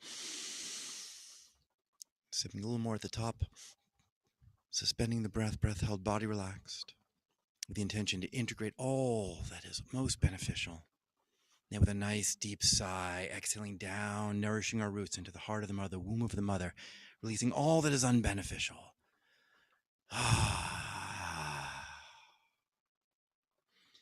As we allow our breath to come back to a nice natural rhythm, you can always return to the ally of the breath, which is now ever more imprinted with this nourishment. Help us remember that which is most real and true and sacred, the heart of our hearts, the womb of our being, the spirit that is life, flowing from the heart of peace.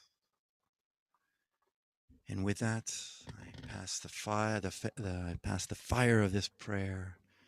Thank you for fanning this fire with me, fanning it together, because though I was speaking and maybe the instrument of this, we were all feeding it. As I was feeling all of you as we were feeding this together, feeding it to all we're doing. We just take turns, sharing, speaking, being, dancing. So thank you for the opportunity to serve you in this way. And to you, brother. Oh. Wow. That was just beautiful, Russell. Thank you so much. Really, really just gorgeous. Tzadic, you are muted.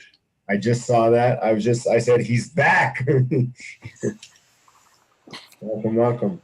Yeah, to be honest, I lay down and just really dropped into that experience. It was lovely. Actually, starting with Deirdre. So, I want to thank you, Deirdre, that you put me into a beautiful meditative place, and then Russell's beautiful music. So thank you both. That was really quite lovely. Beautiful.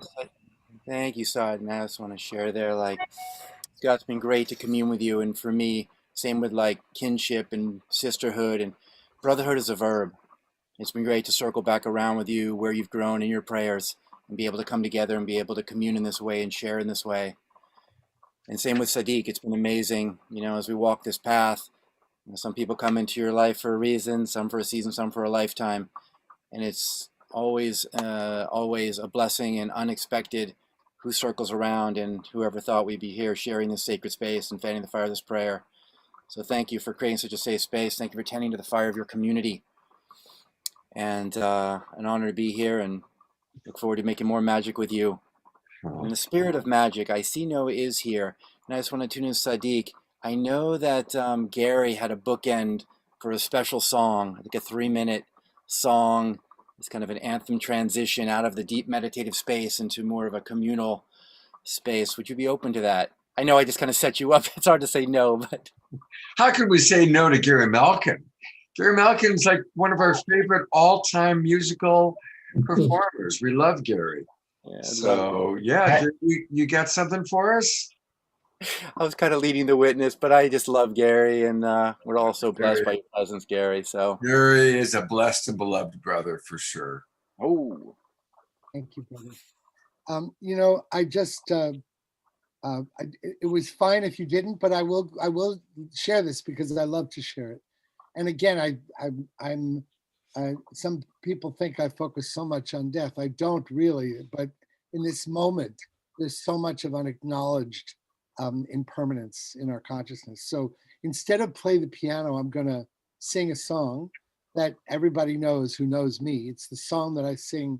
It's sort of like the song accompaniment to graceful passages in the sense that it's designed to wake us up to the reality that we're not going to be here one day, and then how sweet and precious our life becomes when we realize it. So I'm just going to do it a cappella because one of my heroes is Brene Brown, and our vulnerability is the birthplace of our authenticity and innocence.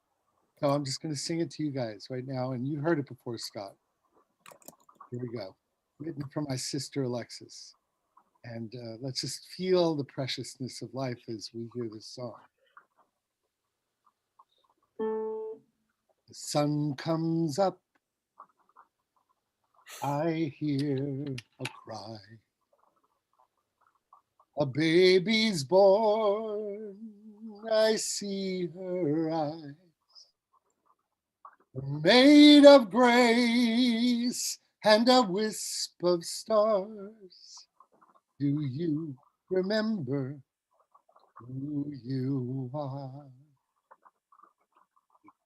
We take first steps and we fall each day.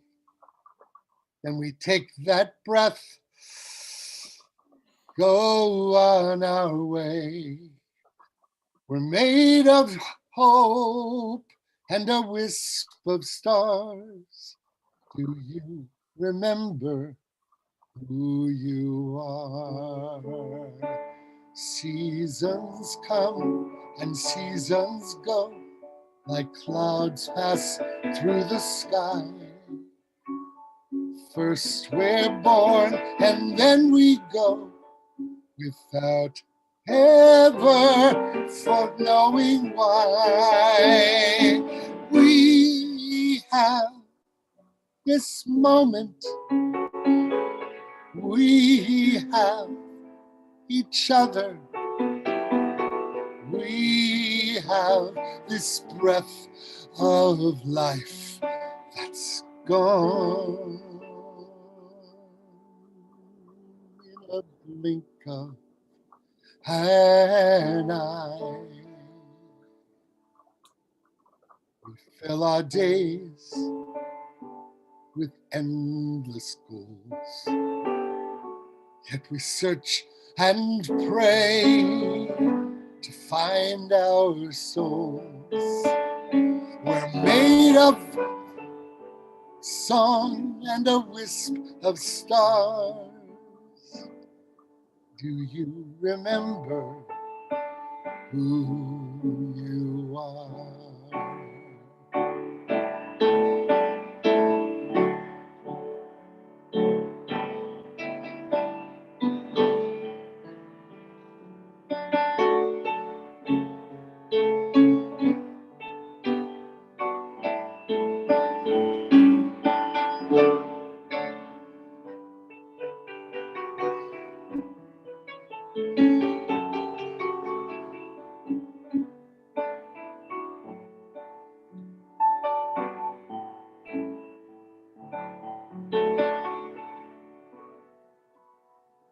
We plant a seed and watch it grow. A flower blooms, but the petals know. We're a flash of light and a wisp of stars. Do you remember? Will we remember? We will remember who we are. And as a vow, I invite you to put your hand on your heart if you choose, and this song goes like this. We will remember who we are. We will remember who we are. We sing it together even though we can't hear one another. We will remember who we are. We will remember who we are. And just, we will remember who we are. We will remember who we are. We're a flash of light and a wisp of stars. Will you remember who you are?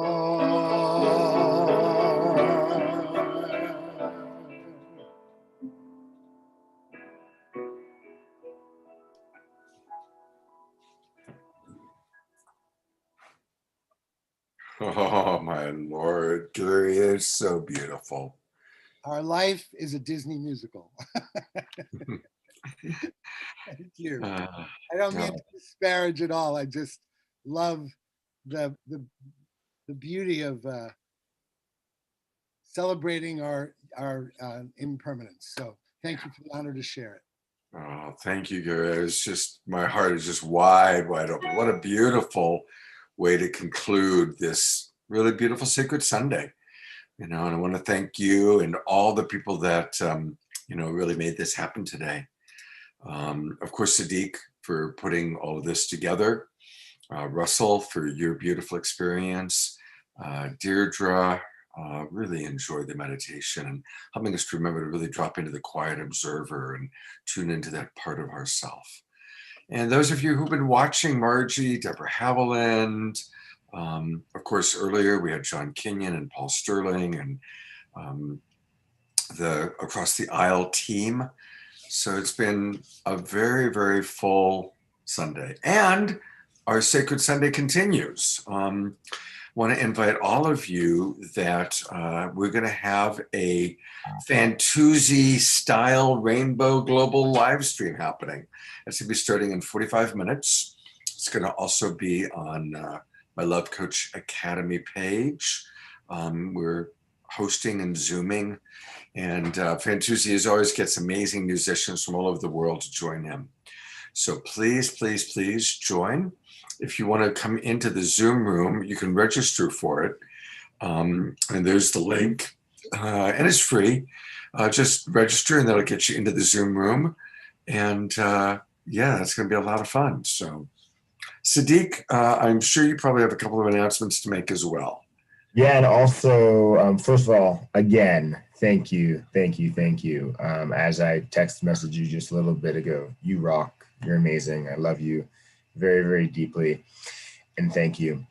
And one piece as far as the Rainbow online gathering that's starting in a short while. Just a highlight there, Earthwalk will be joining at 3:33 p.m. Pacific time. I'll actually be doing an intro around 3:30 for our global moment of peace. We're inviting the entire world, starting back at 10/10/2020. We've been inviting the entire world to take a moment at 3:33 p.m. For peace, to dedicate that moment as a pathway to honor all 3 points in the traumas at times of life, that we honor all of our parts. And with that, I want to invite our last guest to share a piece of storytelling. Noah, are you with us? Are you ready? I'm right here. Beautiful. Let's go ahead and bring you in. And welcome. We have about 5 minutes, I believe, to bring in your wisdom, to bring in your joy, and welcome. Thank you. Yeah. I just feel so blessed to feel that journey right into the heart. And there was a story I was going to tell called The Land of Infinite Possibilities. But right now there's this other story that keeps on coming to my heart, and it's the story that I wish we could tell to every child in the world that's going through what they're going through. And it's the story called, What If Everything's Okay? What if we woke up each and every day, and instead of thinking of all the problems we had to solve, we remembered this one glorious truth that God gives us. And it's that actually everything's okay. What if once we dropped all the tension from our bodies, our bellies, our stomachs, our spirits, we dropped all the problems we thought we had to fight behind us, and we woke up each and every day and we said, everything's okay. We go to the police officers uniformed in the street, holding themselves ramrod straight, ready to retreat from the laws and the restrictions they're implementing. And we went and touched their hearts and said, what if everything's okay? What if the landlords and the rent collectors woke up and they said, wait a minute, everything's okay? What if every single family in America and around the world woke up and realized that all this game of need, of desire, was all a game? And we could finally let that game go. Because when we wake up, we know that there is enough food, there are enough homes, there are enough air, there are enough hugs to go around the world 1 billion times over. And maybe the only problem that we've been having is thinking there was a problem that we had to insulate ourselves from by creating structures and building things that would protect us from the fear of the fact that life goes in cycles. There's abundance and there's lack. But that's okay, because when we're all in it together, there is enough for each and every one of us. When every single day we wake up with this one prayer in our hearts and our lives. What if everything? What if everything? Just for this one moment, just for this one day. What if everything was okay?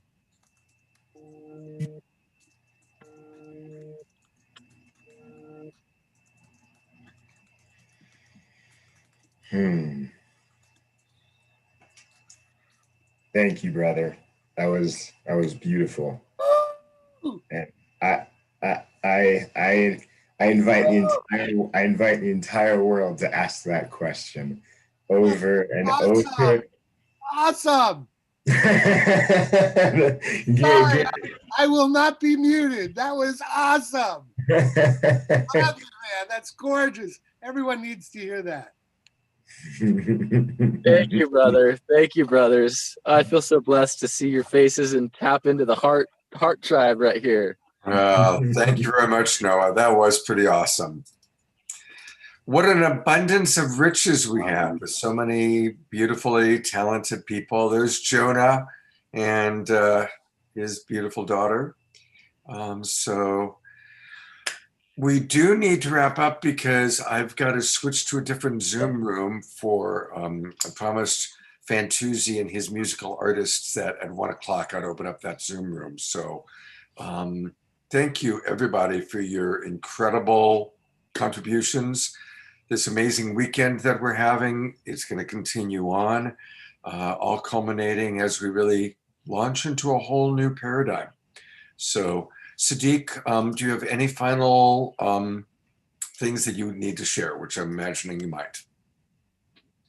Yeah, thank you. Thank you very much, Scott. And yeah, I just want to close it out really quickly. First, just thanking everyone for joining us today. It's been a whirlwind of blessing and magic.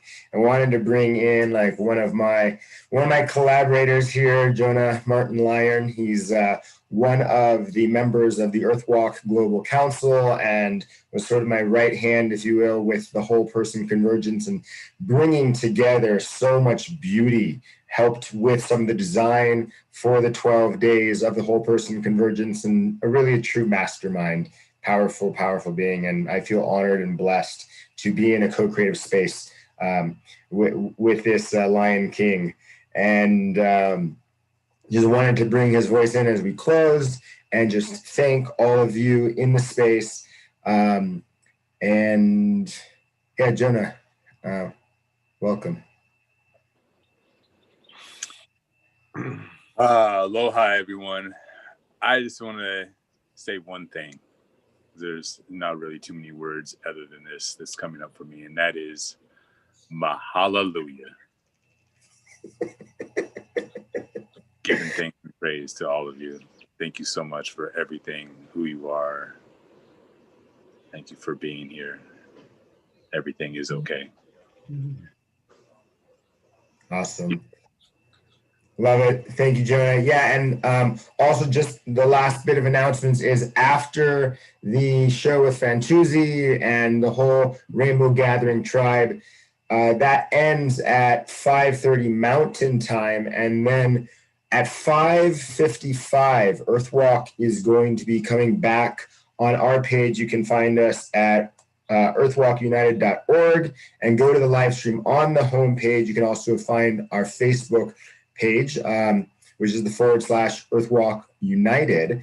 And we will be having a Solstice Eve fire ceremony followed by a global masquerade dance party. So come, dress up, wear the costume you want to dance into the new world with, and celebrate with us as we are letting go fully of the Piscean age and stepping fully the next day straight direct as we walk into the age of Aquarius. Love you all. Thank you. And Scott, again. Aloha.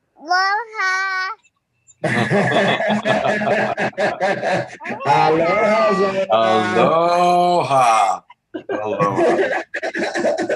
You know what's wonderful about the word aloha is it means hello, goodbye, I love you, and until we meet again. It means all those things. So hello, goodbye, love you.